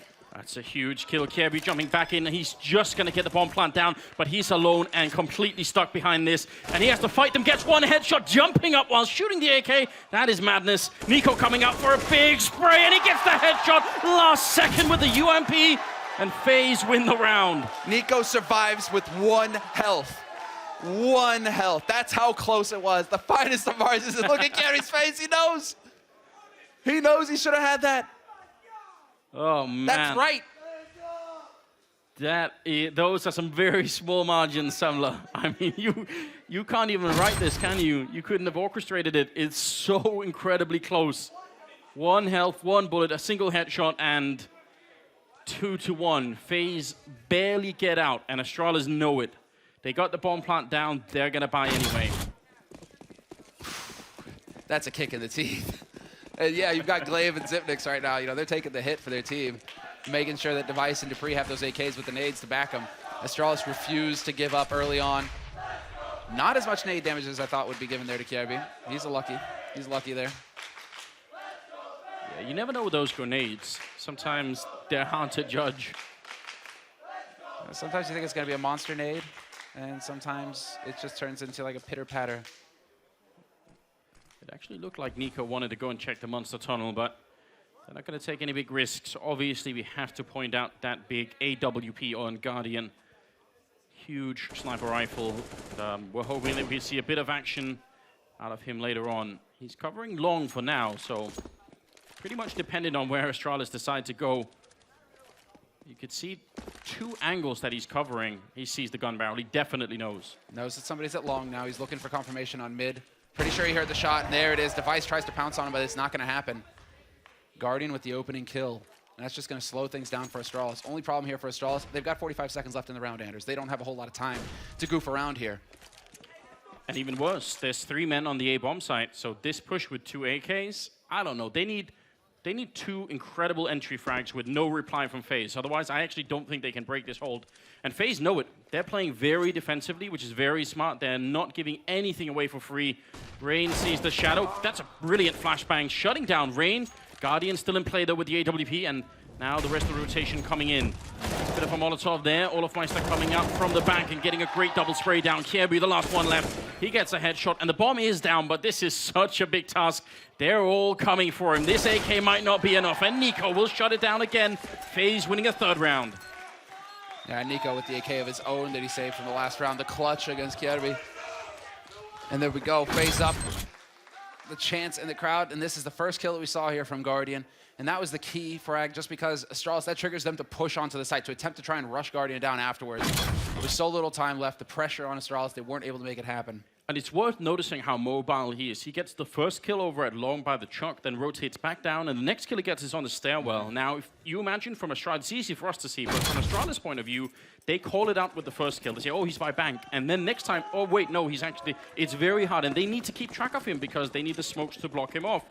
And they don't know where he is half the time. So it's one of the really frustrating things about playing against Guardian. He is so mobile, though. Oh, timing. Moment's hesitation there from Device. He had a chance, but he didn't jump on it. That's real tough, though, from Guardian, right? I mean, you know that Guardian plays there. You know that that's going to be exactly where he is on the site, round after round, every time. He loves that position, and yet he still manages to get kills from it. It's still so hard to counter this man with that when he has that sniper rifle. Rain, though, monster flank from him. Here's hearing the footsteps. There's the 1 kill and the second as well. Bomb dropped for him on top of it all. He actually does tend to be very aggressive on this part of the map, Rain, when they play. Very hard to deal with, as evidenced by a quick triple, leaving Device entirely alone, scouring the map and hoping for just 1 more kill. I mean, they didn't invest a lot in this round anyway, Australis, so they could be all right with not making much progress, but 1 more kill would have been good. Yeah, you just need to try and get a grip on FaZe's economy. So this is when it's really going to start running away. They've all got around 4,000 to 5,000 in the bank right now, FaZe. For a full buy, you want to have around like that 5,000, 5.5 mark. And so FaZe, they're getting to that point now where after this round, if they win it, they're going to have a lot of room to maneuver as far as the economy is concerned. They're going to be able to afford to get the grenades every round. Here's where things get exciting. Device has picked up the AWP, and you said it, Guardian. He usually plays around that sort of CT spawn area. Can they shut him down? Is Device going to be able to best Guardian in an AWP versus AWP battle? Will this be what changes things for Australis? They're not doing so badly here, but still 4-1. Good for FaZe. And look at the setup, Anders. This is it, the counter. FaZe, they've put it all on aggression. This is the big play. Olofmeister gets 1. Nico there to trade it. Nico needs to get out of here, though. And in the meantime, Kerrigan putting pressure on Connector. He is going to get spotted out by Xyp9x, looking to connect with the frag, but Xyp9x with the headshot immediately there. 3 on 3. And Nico, instead of backing off, what is he doing? He set a trap. That's so close. He actually hit him through the smoke, and Nico knows it.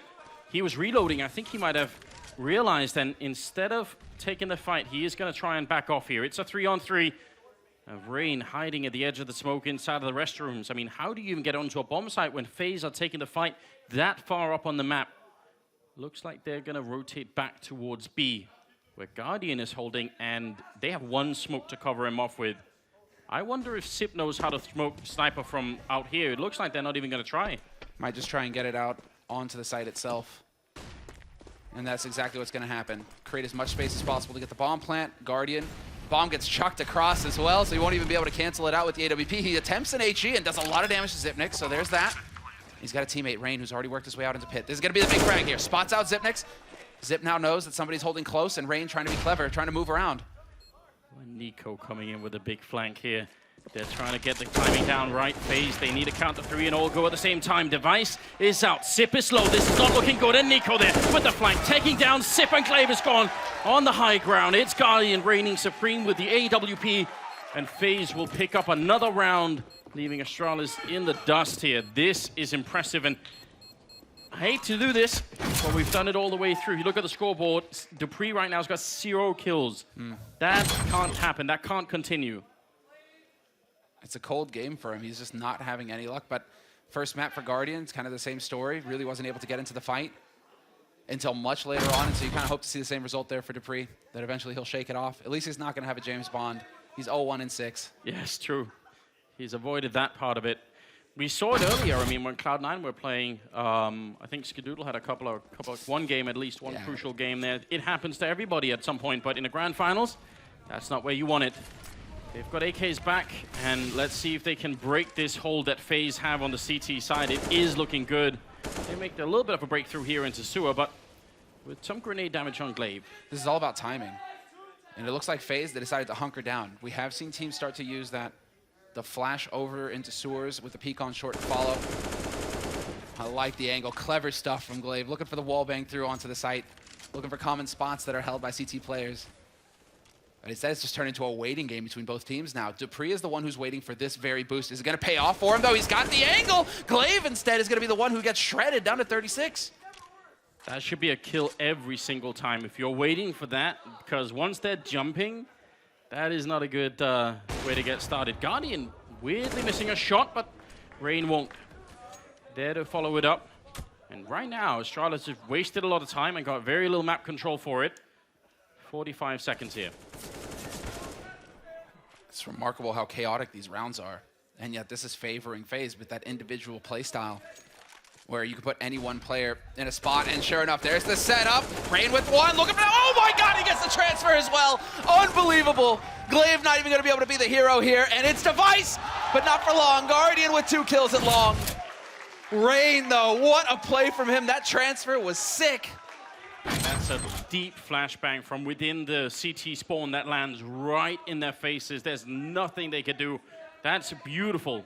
Great timing, and you see Dupree just trying to shake it off. I mean, what could you say? Kerrigan absolutely excited. 6-1, ladies and gentlemen, here for map number 2 in favor of FaZe. This is looking remarkably well for them. I mean, well, just think of what Kerrigan's got to be feeling right now. yes. Kicked from Australis, cast out into the wild. Decide, oh, he just barely makes it. Nicely done. It's going to be the change of pace here from Australis, charging out onto the B site very quickly. The defense holds for now. Olafmeister getting help, and he doesn't need it. What a shot! 3 kills for him, and Kerrigan with the last one once again. 7 rounds on the board now for FaZe. And well, it's fitting that Kerrigan gets the last frag. He was there when Australis started. He got removed from the team. And now here he is facing off against his old teammates in the grand finals. $500,000 on the line, Anders. This is ridiculous. You really are not supposed to live through this if you're Olafmeister. No scope. Get out. Why not? Get out. 7-1. It was a great setup. I actually love that setup from Australis. The smoke that far ahead, like that's going to instantly smoke off Sniper. And then they're on the bomb side. The flashbangs were good. Everything was working. But just couldn't account for Olaf and that triple kill. We've got a timeout being called here from Australis to try and figure out how to get back in this game at all. Yeah, and you got to look to Dupree. I think right now there's some pressure. 0 kills, 8 deaths, 24 ADR. Luckily, he's got a headset on, so I can't hear what we're saying. Oh, he knows it. Otherwise, he might not forgive us. Dupree has been up and down, but he is a player that you used to have to tell him, don't look at your scoreboard, because all he would do is be tabbing and looking at his scoreboard throughout the map. And if he had a slow start, well, Device. There's the battle. That's the strong start in this round. There's the battle. Sniper versus Sniper. And he did win it the first time around, at least. Maybe the Danes have something to work with here. They've left Nico alone on the B bomb side, and he's kind of an exposed position down there. Sip is on the other side, but there's so much time right now for them to make up their minds. They really don't have to be too worried at the moment, Australis. No, take their time. They still have quite a few nades to work with as well. The 4 smoke grenades should allow for them to go for a clean execute onto the B side if they want. Now that they've got sewer control, they've got monster control as well. That bomb, it's kind of hesitating. They're thinking about going back out to mid. They still have Device in position, and there it is. Device holding long, waiting for FaZe to peek for information. 50-second mark, it was perfect. Kerrigan holding close, though, and he's looking for his chance. The opportunity, and sure enough, hits the timing perfectly. Against his former teammate, he knew what was coming. He knew that was going to be the grenade setup. Caribou sneaking in, but The fire is keeping him back for the moment, and now they're rotating the bomb back down towards the B bomb side. Can Nico kill this whole round? No, he can't. Cleve will be able to take the face off Nico. That's a really big kill. Otherwise, that would have bought time for the rotation. This should be just fine. That's a really good grenade on Olaf, and Australis should have this under control. I say should because it's not done yet. They need to be careful about making too much noise. They did get the smoke down on Sniper, and that gives Zipnik so clever. Gives him the angle over the wall.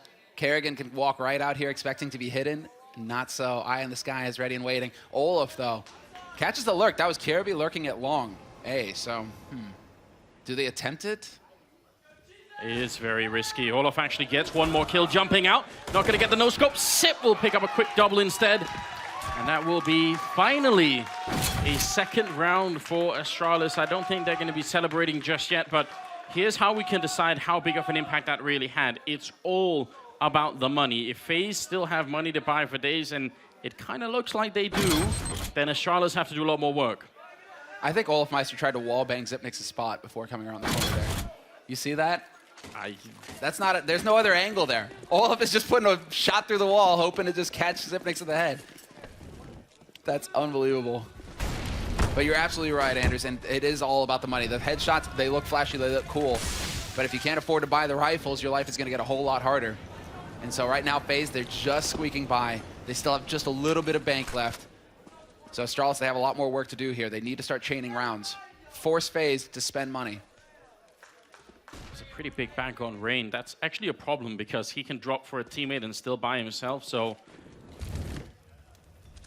otherwise, they're doing a pretty good job. Guardian in one of his favorite positions, and he's good at it. A headshot on Device.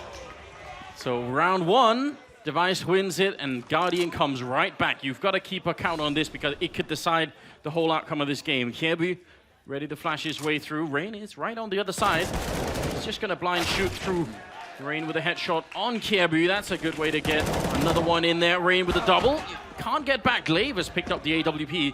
Still 2 versus 3, and Nico, they're pushing up. They're right there. I don't think Cleve can read this. He has no idea. He has absolutely no idea. I think that Zipnik's got there just a second too late. Wasn't able to spot them going through. And now Olaf Meister, does he have any idea? Yes, he does. He tries to take the fight, but Zipnik wins it. Still a 1v2. 35 seconds left, and they have bomb control phase. There's no way for Zipnik to get out here for free. Tries to flash himself through. He had to. Waiting would have been the same as losing the round. So that's so rough. But again, I feel like the main problem for them right now is, apart from this AWP battle, is actually Rain. He's taking up an enormous amount of space in that restroom. Every smoke, they have to think that he's behind them. Every time they try and set up, he's there shooting at their legs. It's incredibly annoying. Plus, he's also top fragging. Yeah. It just shows the depth in this FaZe roster. You know, so much talk about Olaf Meister, Nico, Guardian. Fair enough. But Rain, he's the best Norwegian player in the world. He is a beast in his own right. And now, well, I mean, we're getting to see that. Grand Finals, and he's top fragging for his team right now, looking very good. Hard eco coming in here for Australis. No nades picked up, no Kevlar. And so this is it. They're going to miss their chance to really break the FaZe economy. This is FaZe's chance to really just start to run away with this first half. The same way that we saw Australis run away in the first half on Cash.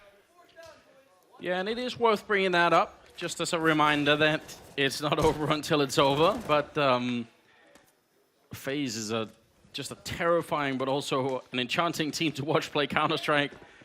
Every single player with just so much firepower. Cleve and Dupree here, looking to do some damage, which is actually important. The fact that FaZe get out of this with all 5 members alive, that really matters going into the late stage of this first half.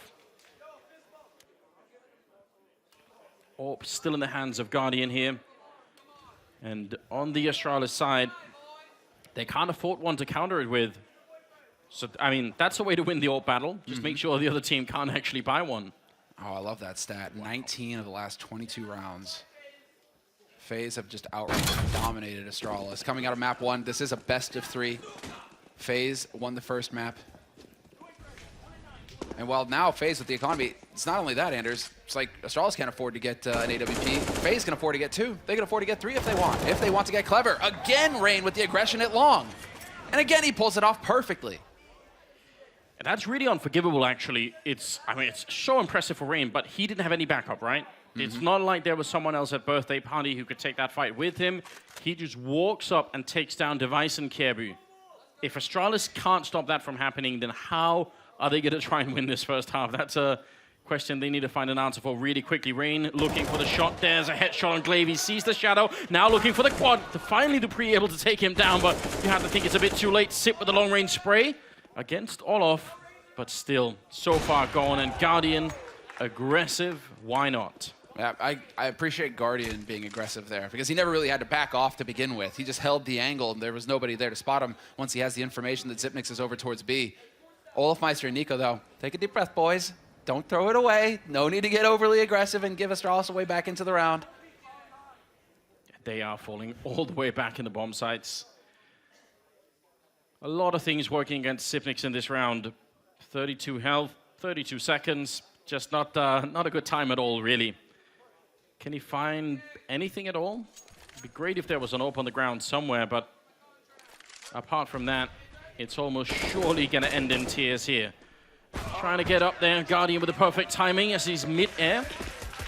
It's 10 rounds for FaZe. It's way out of control. Australis don't have the money to really rebuy, but I don't think they should force it either. Exactly, but at what point, right? At what point do you have to tap out and say, all right, we have to really just start taking big risks? We're seeing a lot of slow play coming in here from Australis. The one thing that you want to do is look for that timing change where you change up your rhythm. You've got slow play, you go for a rush somewhere. Problem is that the later you get into the half, and especially with how things have been going here, Kerrigan, he should be ready for that sort of call from Australis. They shouldn't be getting caught off guard from outright aggression. And well, Rain just continues to rain on their parade. He's an unbelievably good player on this Overpass map.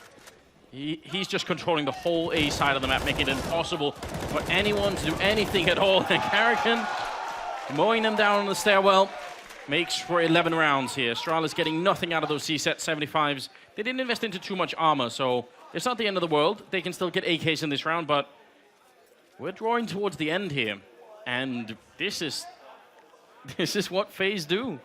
This is just what they do. They're top fragging. Cleve and Xyp9x are top fragging with 8 frags on Australis right now.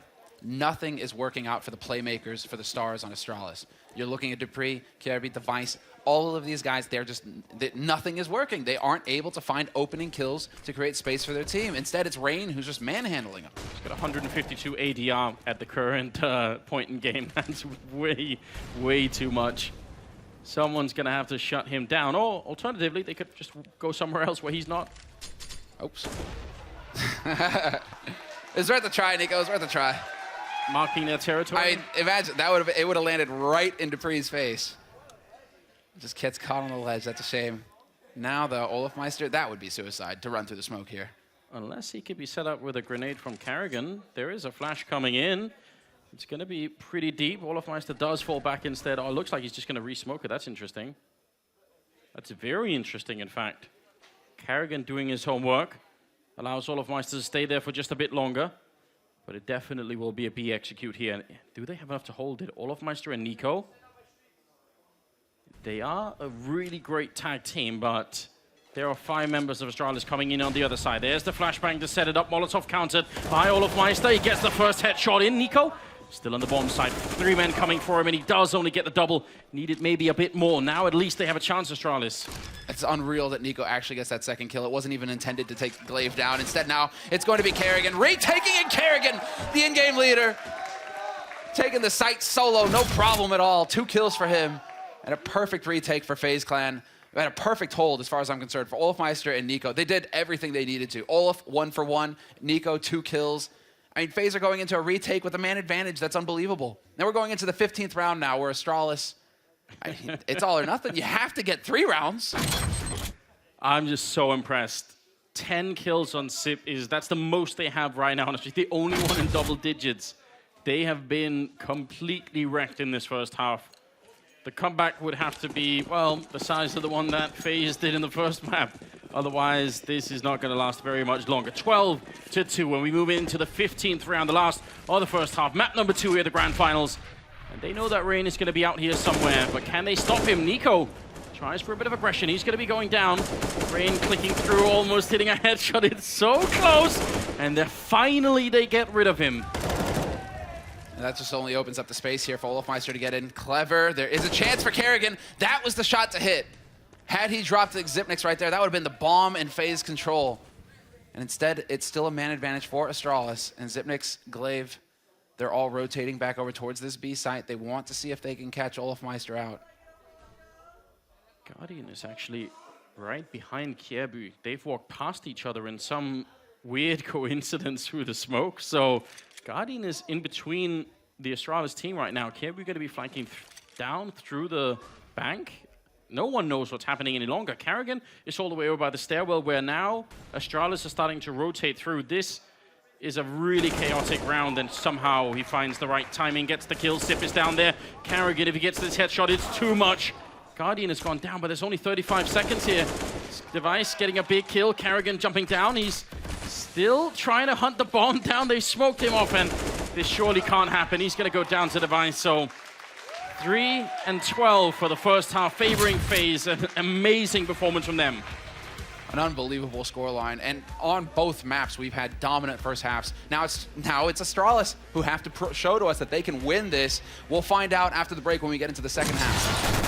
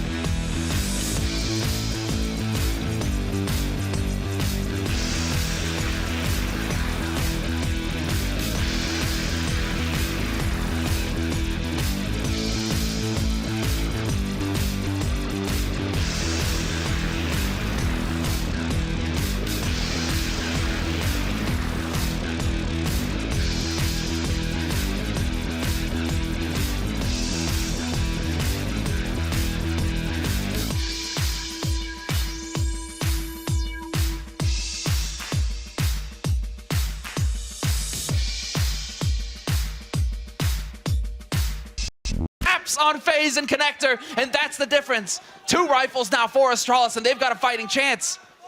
So close now. Guardian and Kerrigan. Can they bring this one home? Can they close it out now? There's Guardian with the first kill. AWP, they know where Caribou is. He sprays the one, and he can't get the Cset out. Quad kill from Caribou.